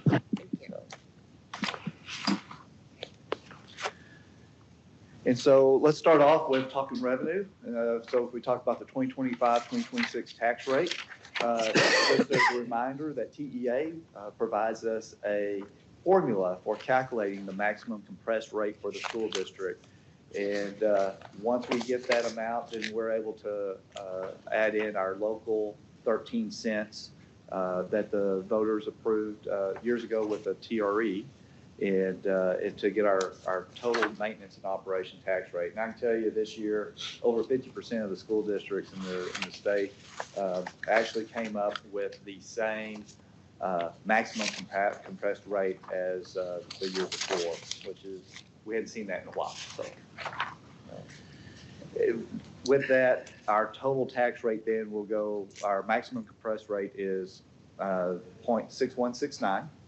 We'll add our 13 cents, that gets us to the 0.7469 M&O rate that we had last year. On the interest and sinking side, that's the rate that we use to pay back our bonded debt that builds our facilities and other capital needs. And again, tying back to our November 2023 bond election promise, that tax rate is sitting at 0.4988, same as last year again. So our total tax rate will be the same as the current year. Going into next year, it'd be the 1.2457. So then let's look at the what's in the 2025-2026 proposed budget. First First off, it includes our approved compensation plan. And if you'll follow along with the slide that you have at your place, we have, with that, the implementation of House Bill 2's teacher retention allotment for classroom teachers as defined by TEA. And then we also went in, as TEA has been operationalizing the legislation from House Bill 2 and has been providing guidance to school districts. We went in and reviewed 99 positions to see whether they meet the TEA definition for the TRA,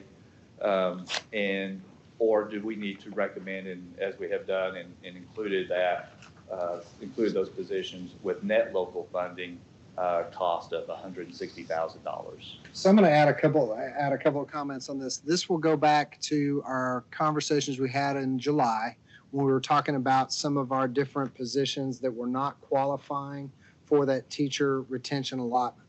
And there was a lot of concern about that. You'll remember specifically Mr. Newcomb said, hey, we need to go back and see if there are any other groups that would qualify under the requirements that the state had set. And as we got more guidance, those that qualified under the teacher retention allotment included our athletic trainers, our auditory impaired teachers, visually impaired teachers, adult transition specialists, and our student success academy teachers.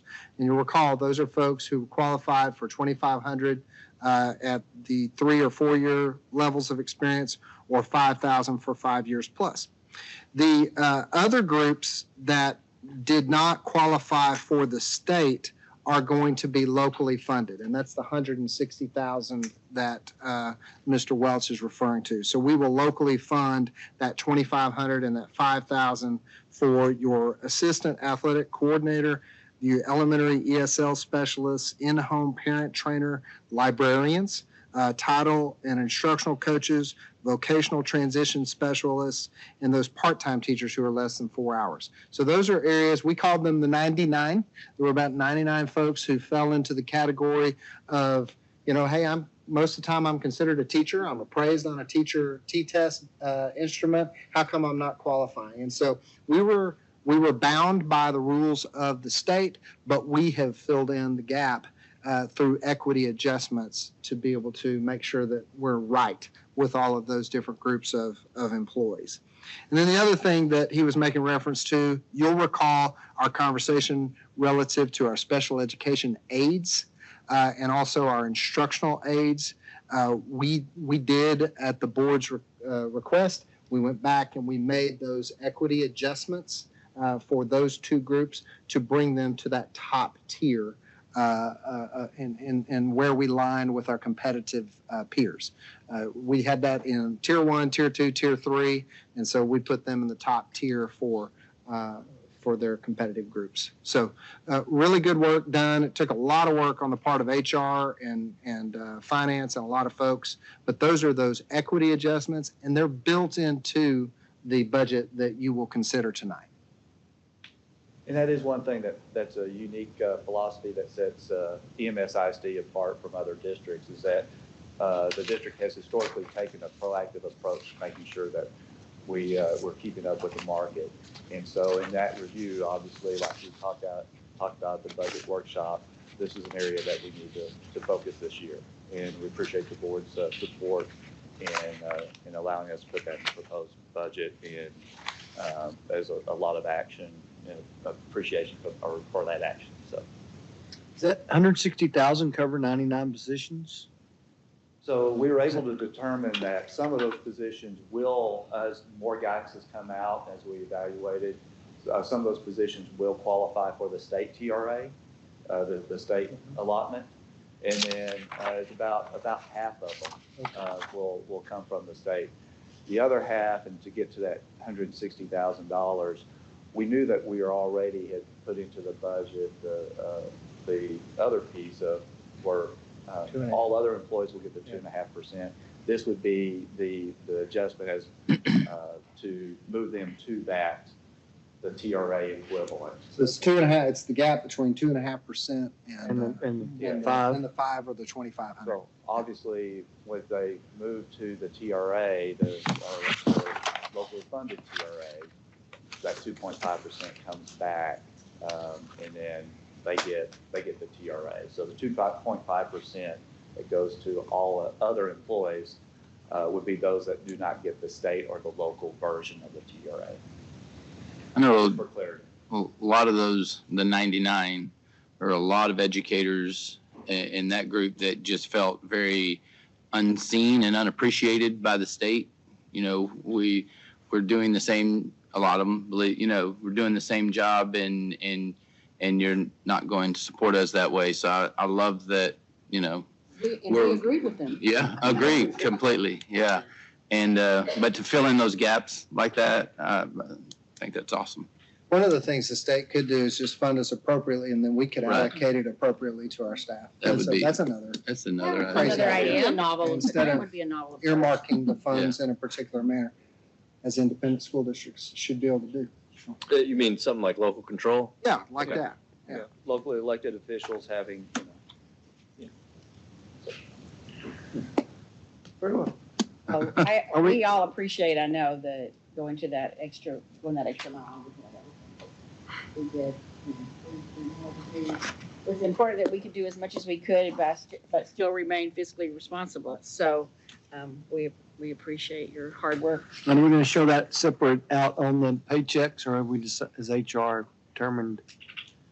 we are working through the ways to make that very, to explain that. Okay. So they can see that. Once we approve it tonight. Their first check will be, September, the 30th, Yes. 20th. 20th? Yes, sir. Okay. Yes, sir. The adopted budget also included all of our staffing plans, and then based off the same M&O and INS tax rates. And then we've had some enhancement requests that we need to include, but we also, when it's all said and done, that projected use of fund balance of $16 million on the general fund side. The other piece to remember is that we are still considered Chapter 49 recaptured by TE, or a designated district for Chapter 49 recapture by the TEA. And this is preliminary based off their estimates of our property value and our number of students. We're not a Chapter 41 recapture under Tier 1 funding like you think of the quote-unquote wealthy districts like the South Lake Carroll. This is actually further into the formula on Tier 2, Level 2, where our local, those local pennies, the 13 cents, part of those are supposed to guarantee a yield amount that the state has not adjusted that yield. Therefore, as property values have gone up in the state, our guaranteed yield is generating more than what that state value is. So we're being deemed Chapter 49 recapture, although by the end of the year, we may not have a liability when it's all said and done. We're just right on the edge. So, but nonetheless, with that, we have to have TEA approve our proposed property wealth method before we can set the 2025 tax rate. All that to say, so that you know that we have done that and we have gotten that TEA approval so we can adopt the tax rate tonight. General operating fund, we provide that functionally here, as you can see here on the left, the expenditures per function. Down at the bottom, you see we total under the proposed 2025-2026 school year, we would have $286,543,646 as our proposed expenditure budget. On the right side, we have total revenues estimated at $270,586,874. And again, back on to the left at the very bottom, you see we're just under 16 million for a net use or net expenditure, net use of fund balance. In the child nutrition fund, we have a proposed balanced amount of $15,161,091, both on the revenue and expenditure side. That budget is managed based on the volume throughout the year. And as we learned earlier, our child nutrition program under the direction of Mr. Aaron Wiley usually ends up providing us a little surplus at the end that ultimately we will come back and look at capital needs to utilizing the surplus we have along the way. On the 2025-2026 proposed budget, we have our interest in sinking fund that the board will approve for Fund 599. And it's again based off of our INS tax rate of 0.4988. And then we have included with that our recent sale of our 2025 series issuance of funds at approximately $275 million that was put in place this month before we get to September 1, so we can take advantage of the hold harmless that the state put in place as part of the homestead exemption increase in legislation earlier this year. So our revenues under the interest and sinking fund are at $90,981,733. Our projected expenditures are $93,099,933, or just a little over $2 million net use of fund balance, and which would bring our fund balance down to about the $20 million mark, which is an acceptable level going forward. With that, if we have any questions, I'd be happy to answer those.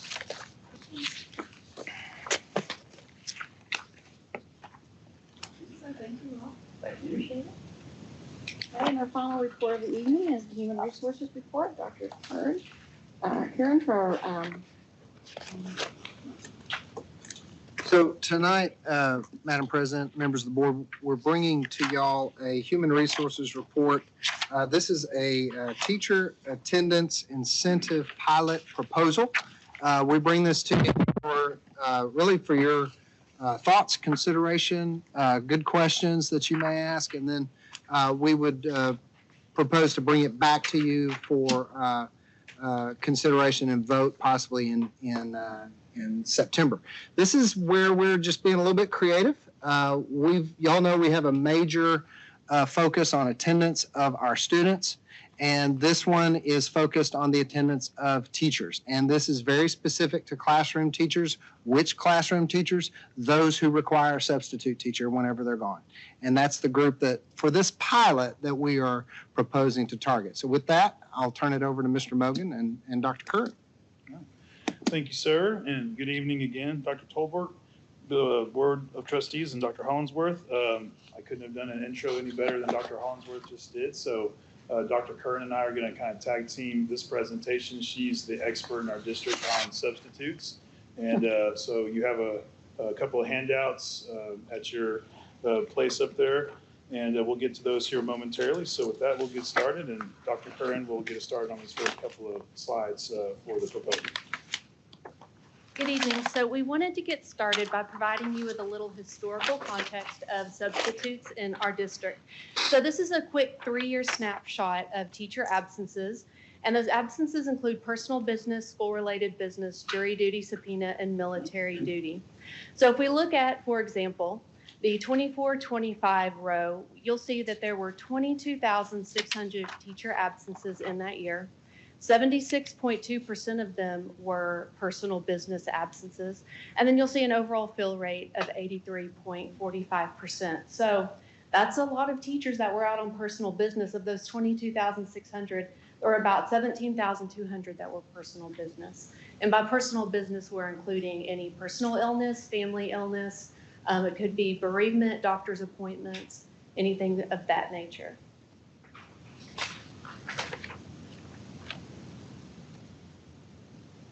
So on the next slide, we want to show you how much money we spent on those personal business leaves.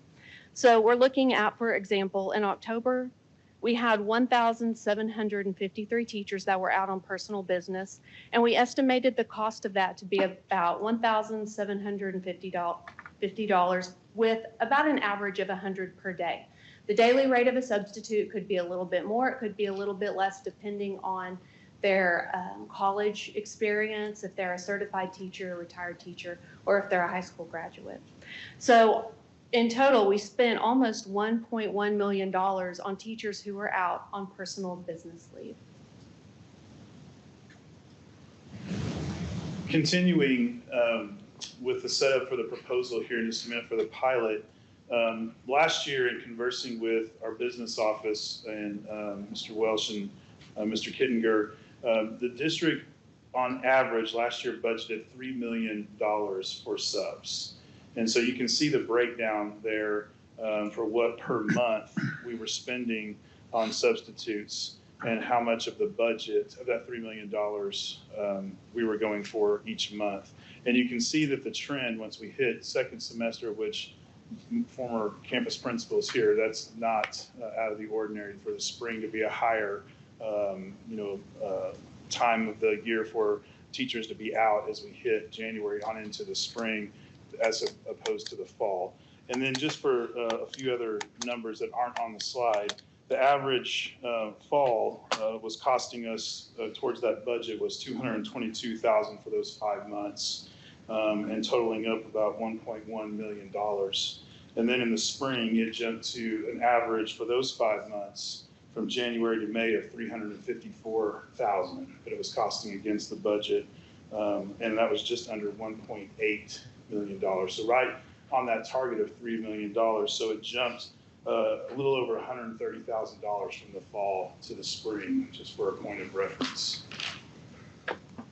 Those numbers in the spring, does that include like activities and coaches and stuff being out and stuff too? I mean, I know that's, okay. Okay. Yeah. Okay. I know that's a big part of that. So as we get to the proposal for your consideration, a couple of things. One, the bracket of dates we are looking at for consideration is October 1st of this year to the end of the school year, at the end of May. And then, as Dr. Hollingsworth referenced at the very beginning, the eligibility would be for teachers whose position requires a substitute, just to keep it as plain and as transparent as possible. So we do have a few examples of some permitted absences. We would not look at school-related business, jury duty, subpoena, or military leave as an absence that would be counted against their perfect attendance. And then we want to look at the potential payout per teacher. It will vary month to month depending on a couple different factors. That's going to be the number of teachers eligible. It could vary between 400, 500, 600, depending on the month. Another variable is going to be how much money remains after the monthly substitute expenditures. So we pay our substitutes, the money that's remaining, if there is money remaining, will be divvied up between those who are eligible.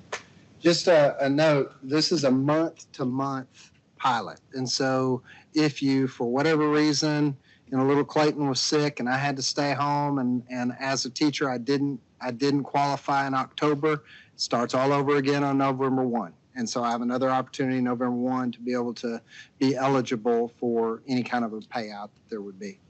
Yes, sir, that's correct. So with that in mind, I want to stress that what we're showing you here and what's on the screen for the audience and the public is option A. What you have at as handouts at your places is going to be option B, which we'll get to momentarily. So there are 2 options for your consideration. So again, I want to stress this is option A. So a few things, I'll go through the first half of the table and the graphic, and then Dr. Curran will finish up with the second half. So we want a possible target per month, and this is the reference point here is back to 24 and 25, which we went over earlier just a few moments ago. So if you look at October with what we spent historically back in 24, 25 with $300,000, November 240,000, so on and so forth. The change in sub usage, and this is just a target that we worked with finance to pick hypothetically. If we were to spend 25% or to save 25% or 20% November, 15%, that would be $75,000 to incentivize teachers for better attendance. That would give $75,000 available for a payout. And so again, the third line there, 500 teachers, if they were eligible for the criteria that Dr. Curran just went over on the previous slide, then that would give $150 payout for all 500 teachers, just as an example. And you can see going on through November based on the payout. But in January and February, based on 24, 25 numbers, because we were over budget, if you will, there would not be money available to pay out because we're over budget. Remember, second semester, we were over budget more than we were under in the fall. Per the numbers I gave you, the average, we were over. So I didn't understand this when he first brought it to me, but so really the way I had to say this is it was a worst case scenario. So let's say that the pilot has no impact on previous behavior. So if our previous pattern holds and we see no improvement whatsoever, then you could have some months where you have no payout in those spring months. That's correct. I'm saying that right? So But the likelihood would be that you have very few teachers with perfect attendance that month. If we've gone over budget, then so everybody's taken, that's the likely scenario, right? For option A, yes, sir. Yeah. That's correct, for option A, because we're kind of a different story from first semester to the spring semester per what our history shows us. And that's not unique to Eagle Mountain, Saginaw ISD, Right.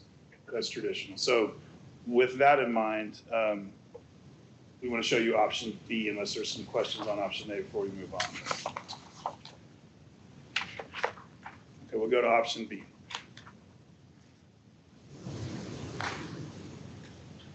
So option B is going to look a little bit different, but we'll have some similarities to option A. So if we look at the top line that says 26 possible target, it's all set at $270,000.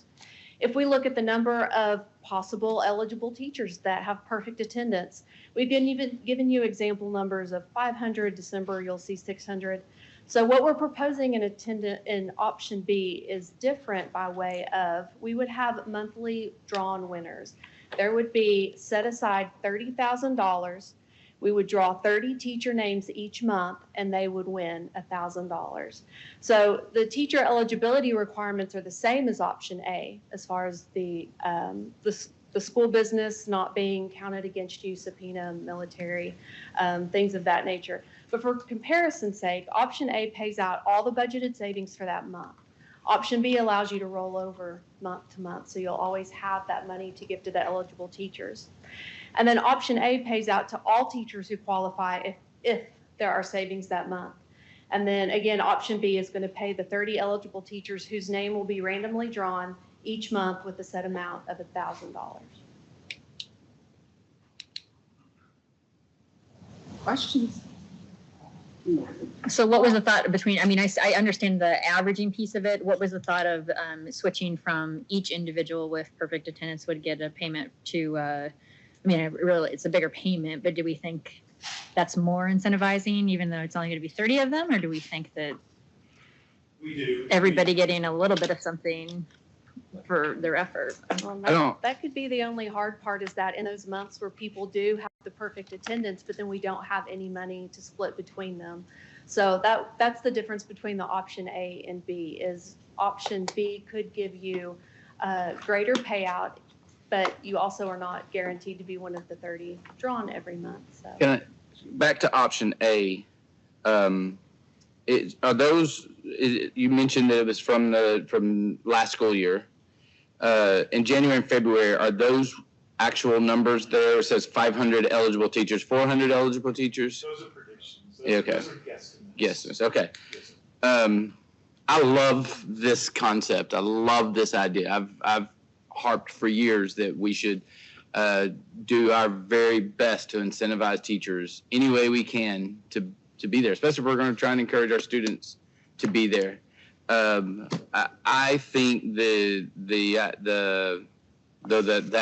payout of $1,000 sounds like a big lottery win or something. You know, if there's 500 eligible and 30 get it, that means 470 get nothing. Yeah, I don't think it will be as motivating. I think it might be discouraging to some people that keep watching, especially if you can win multiple times. Some people are just luckier, and it'll happen. And so somebody's going to get $2,000 or $3,000. I'd rather everybody and win never get $196 or $96 or $60, because then their day that they're going to school when they got a headache, or they're pushing through, and because that's what we want our kids to do, it means something. If it's $50, it's a $50 something, you know. That's why we wanted to bring Yeah. So if we went with option A, would they, let's just hypothetically, they get these amounts on that month's check? Or could we like keep record of them at the end of the year? It adds up to $600 or $700. Yeah, we had that conversation, Mr. Franklin, and for a whole lot of our teachers, really getting it now is the most, we believe, is the most motivational. I have a lot of younger teachers too, and waiting until June just is a long time. We have several that are former teachers. Which one do you think would be more palatable to teachers, having been a teacher, fellow board members who were teachers? I would say getting something for it. I mean, obviously, totally, I was sitting there looking, I'm going, okay, well, you go 500, now you can get 60 teachers something, or 200, that's where I was going, to have a bigger chance to get something. Because I agree, I mean, there's 470 of them that are going, I'll never get drawn. I'm not doing that again. Home today. So, I mean, getting the goal, I see it, like, man, I need that $1,000. I'm going to grind through, but I can tell you right now, Franklins are so unlucky. I would never. It could be me and him with 30 drawings, and he's winning 30 times. What about some combination of that, option A, but have a drawing at the end of the year for people that have qualified?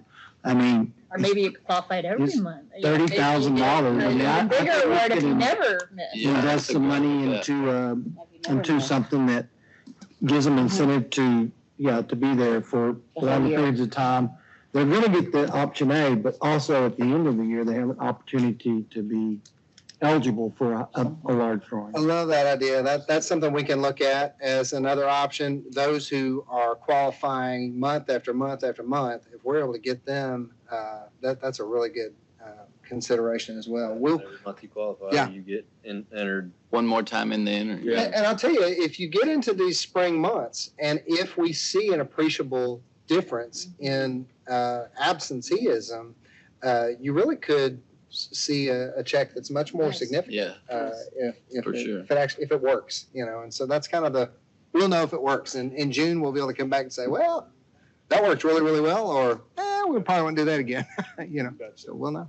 Will it encourage you to disincentivize your teaching partner? You don't feel real well today, man. You should take it to. I'm still in. So you get $18 more. Yeah, I get her 18. I think it's more the opposite. If we don't use that, if we don't use what when Marilyn's gone, we don't have to pay for her sub, and that's just more in the kitty for those of us who are here. So that's the idea. Yeah, and we're going to work on this. It is the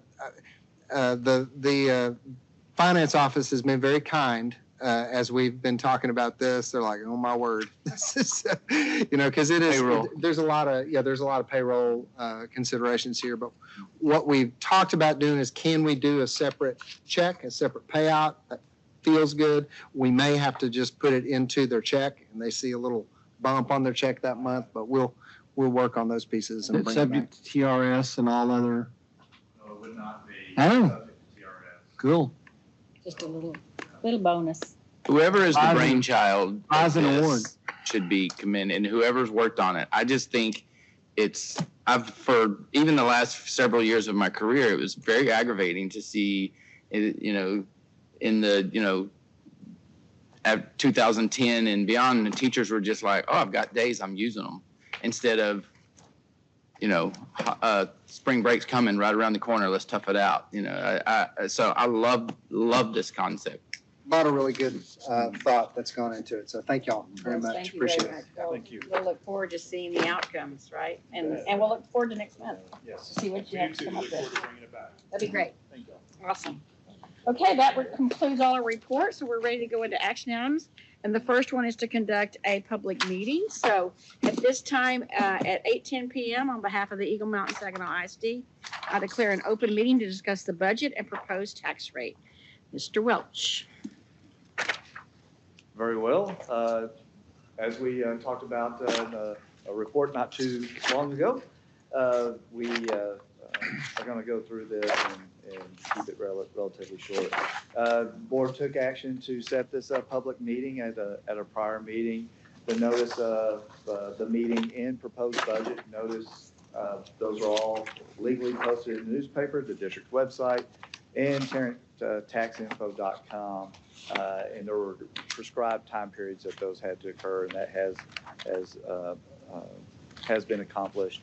The other thing to remember is that the board, in getting to this point, has met multiple times. We also have had workshops in March, June, and July leading up to this proposed budget. Again, tax rate, same as last year, 0.7469 on the M&O side, 0.4988, total on the INS side, total of 1.2457.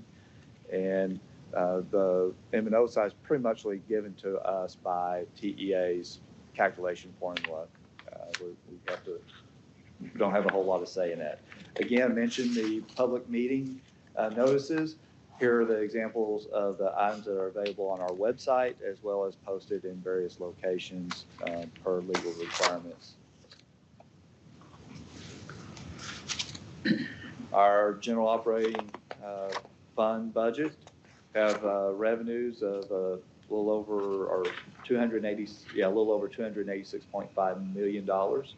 Proposed revenues of just over $270.5 million for a net use of fund balance, net expenditures of just under 16 million at 15,956,700. Just clarification, Mr. Welch, it was expenditures for 286,543,646. Thank you. Yes, sir. Appreciate that. 286.5 million. And then moving on to our proposed budget for the Child Nutrition Fund, we have a balanced fund or balanced budget of revenues and expenditures at $15,161,091. There's no change to our meal prices, and again, that will be managed to volume across throughout the year. Then on our interest and sinking fund, again, it includes our most recent issuance, and we are expecting a net use of fund balance of just over $2 million with that proposal. With that, that is our proposed budget and presentation for the public meeting. Okay, thank you, Rob. So at this time, the hearing is now open to public comment. Are there any requests from the audience to speak on this agenda item? Seeing none at this time, 8:13 p.m., the public meeting is closed.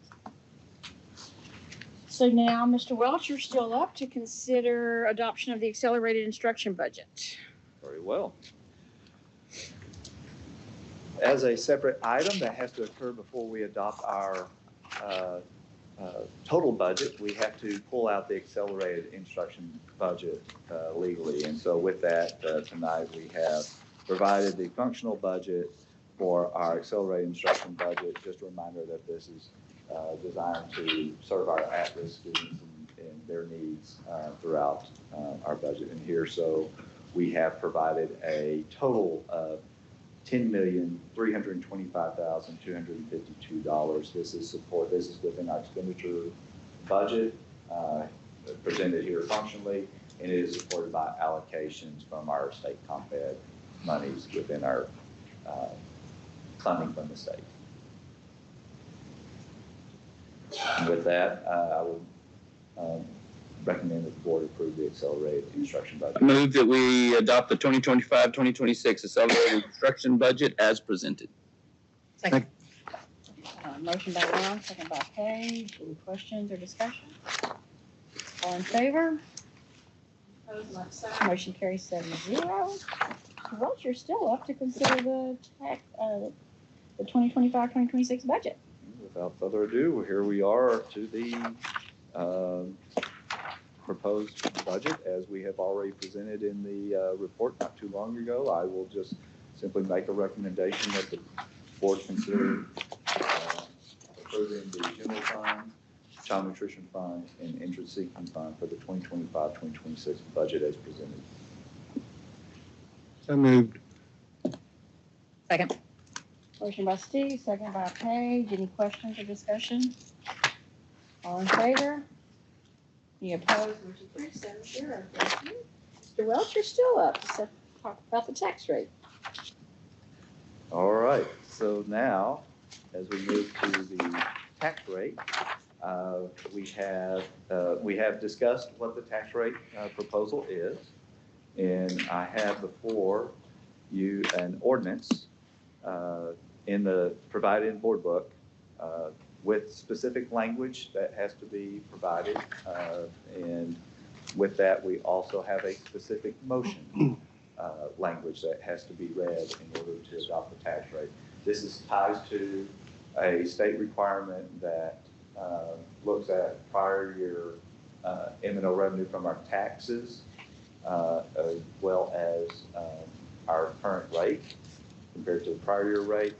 And if there are, if there's an shown increase in our M&O taxes, we have to provide this language. The language is designed for all government entities, does not take into account that the school district has money from our property taxes rolls through the state funding formula to determine our actual amount per student, which we have to provide the language, but it has nothing, it does not align appropriately with what other municipal governments do.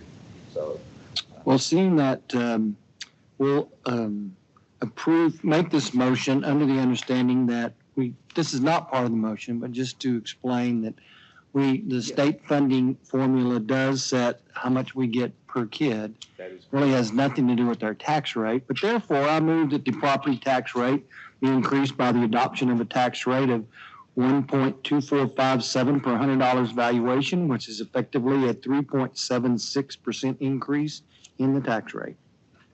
Second. Motion by Steve, second by Ron. Any other discussion or questions? I think you said it very, very Thanks. graciously, Steve. Anybody else? All in favor? All opposed? I'll have a Motion carries smile 7-0. Okay, thank you, Mr. Welch. Mr. Clevenger is acts on our 24-25 budget amendment.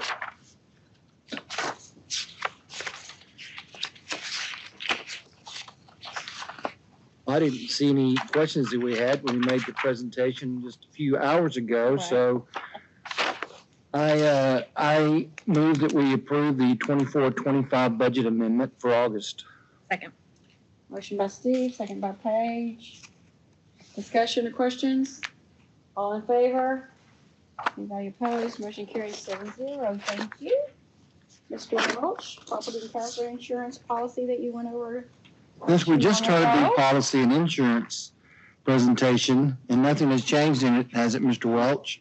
It is not. All right, then I move that we approve the Brown & Brown property and casualty insurance proposal for 2025-2026, exercising the option to increase the policy limit on the property coverage to $700 million for a total proposed cost of $5,600,744.35. Second. Oh, go ahead. Second. Motion by Steve, second by Craig. Okay. Any discussion or questions? All in favor? Any opposed? Motion carries 7-0. Thank you very much. All right, now we have Mr. Lee. We have some change order credits. Yes, ma'am. President Tolbert, members of the board, Dr. Collinsworth. The district entered into a contract with Poe Construction for Dr. Jim S. Chadwell Administration Building. The contract was approved for $33,363,000 after review of all final costs by district administration. There's some contractors, there's a proposed change order credit to return the owner of $314,489.16. The recommendation is to approve the proposed change order credit for the Dr. Jim F. Chadwell Administration Building, a savings in the amount of $314,489.16. So moved. Second. Why wouldn't we? Exactly. Motion by Ron, second by Steve. Any questions? I assume none. All in favor? Any opposed? Motion carries 7-0. Next one, Mr. Lee.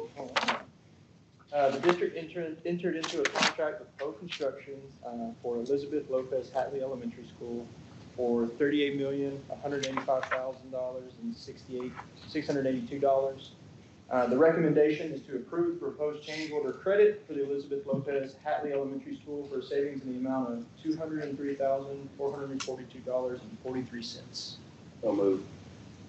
Is that you? What? Yes, ma'am. Second. Motion by Blake, second by Ron. Any discussion? All in favor? Any opposed? Motion carries 7-0.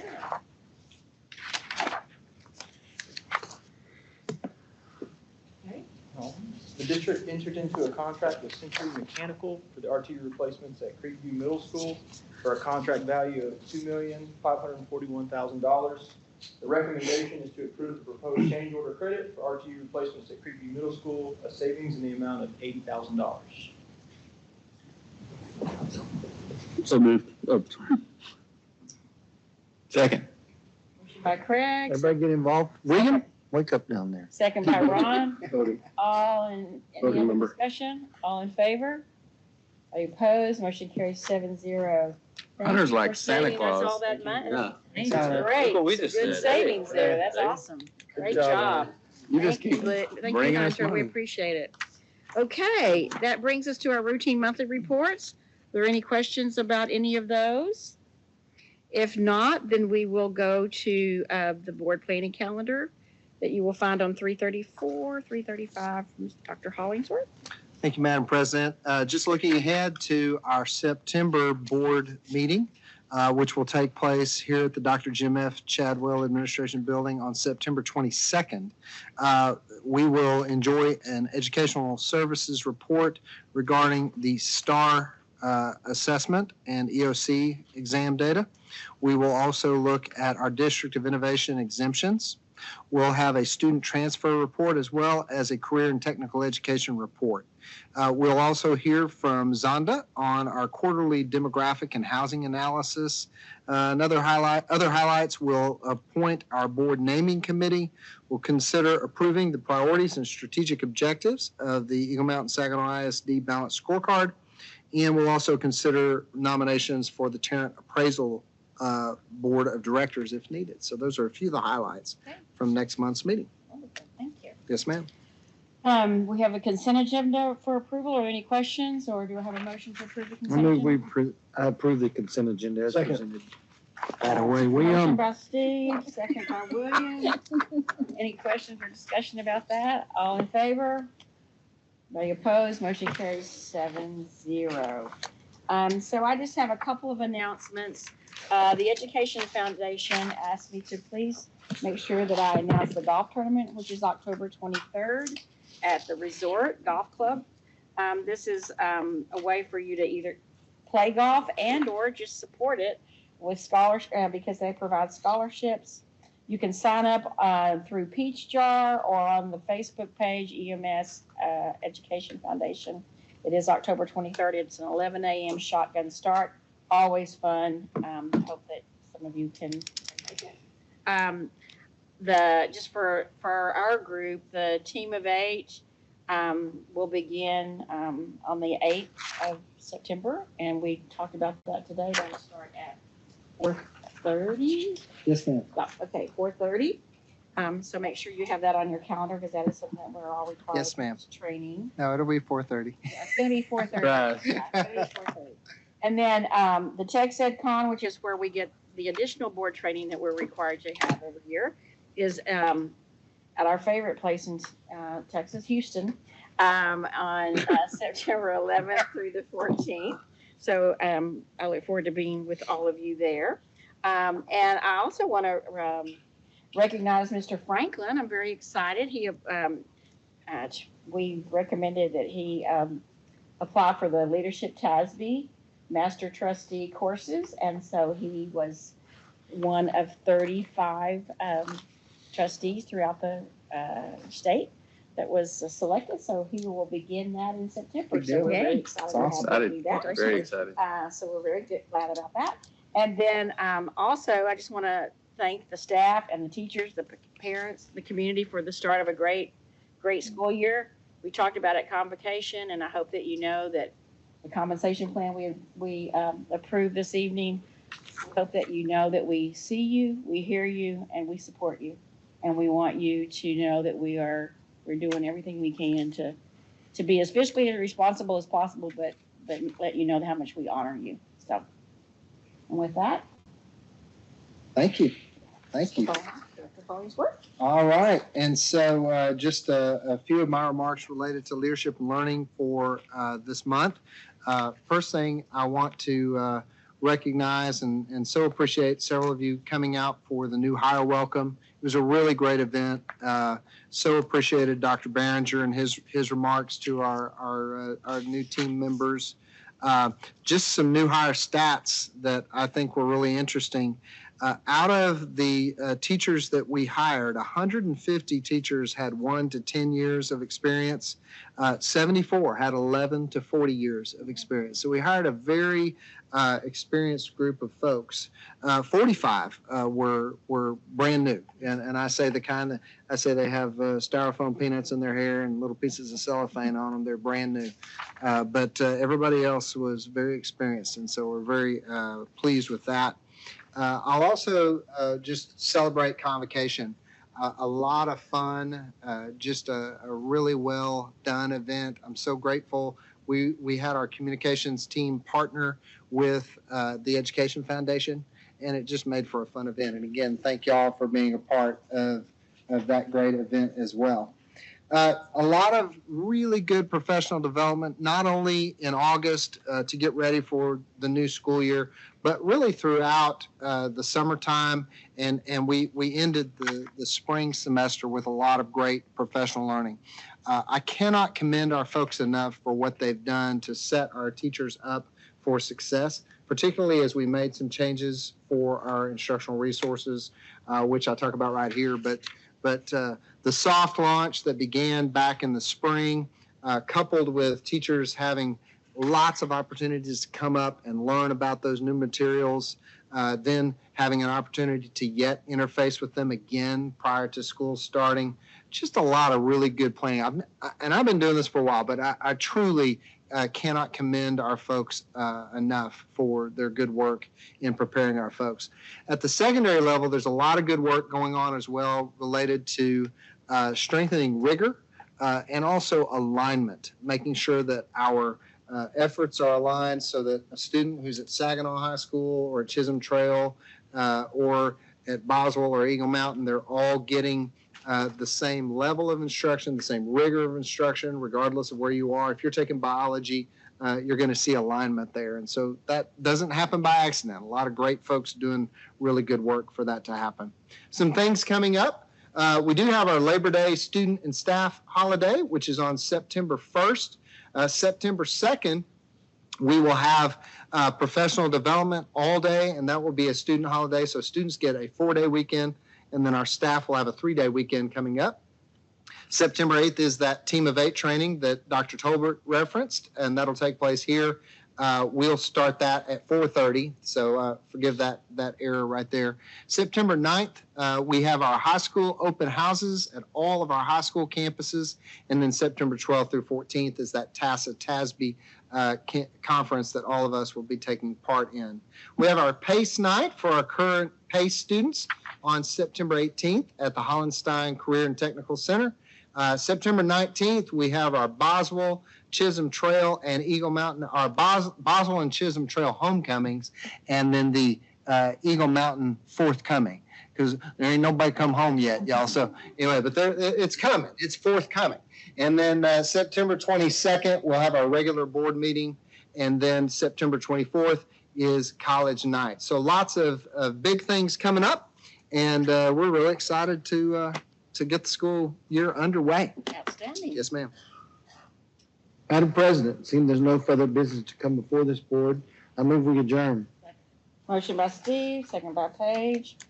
Any discussion? All in favor? Opposed, like sign. Motion carries 6-0. Meeting adjourned at 8:30.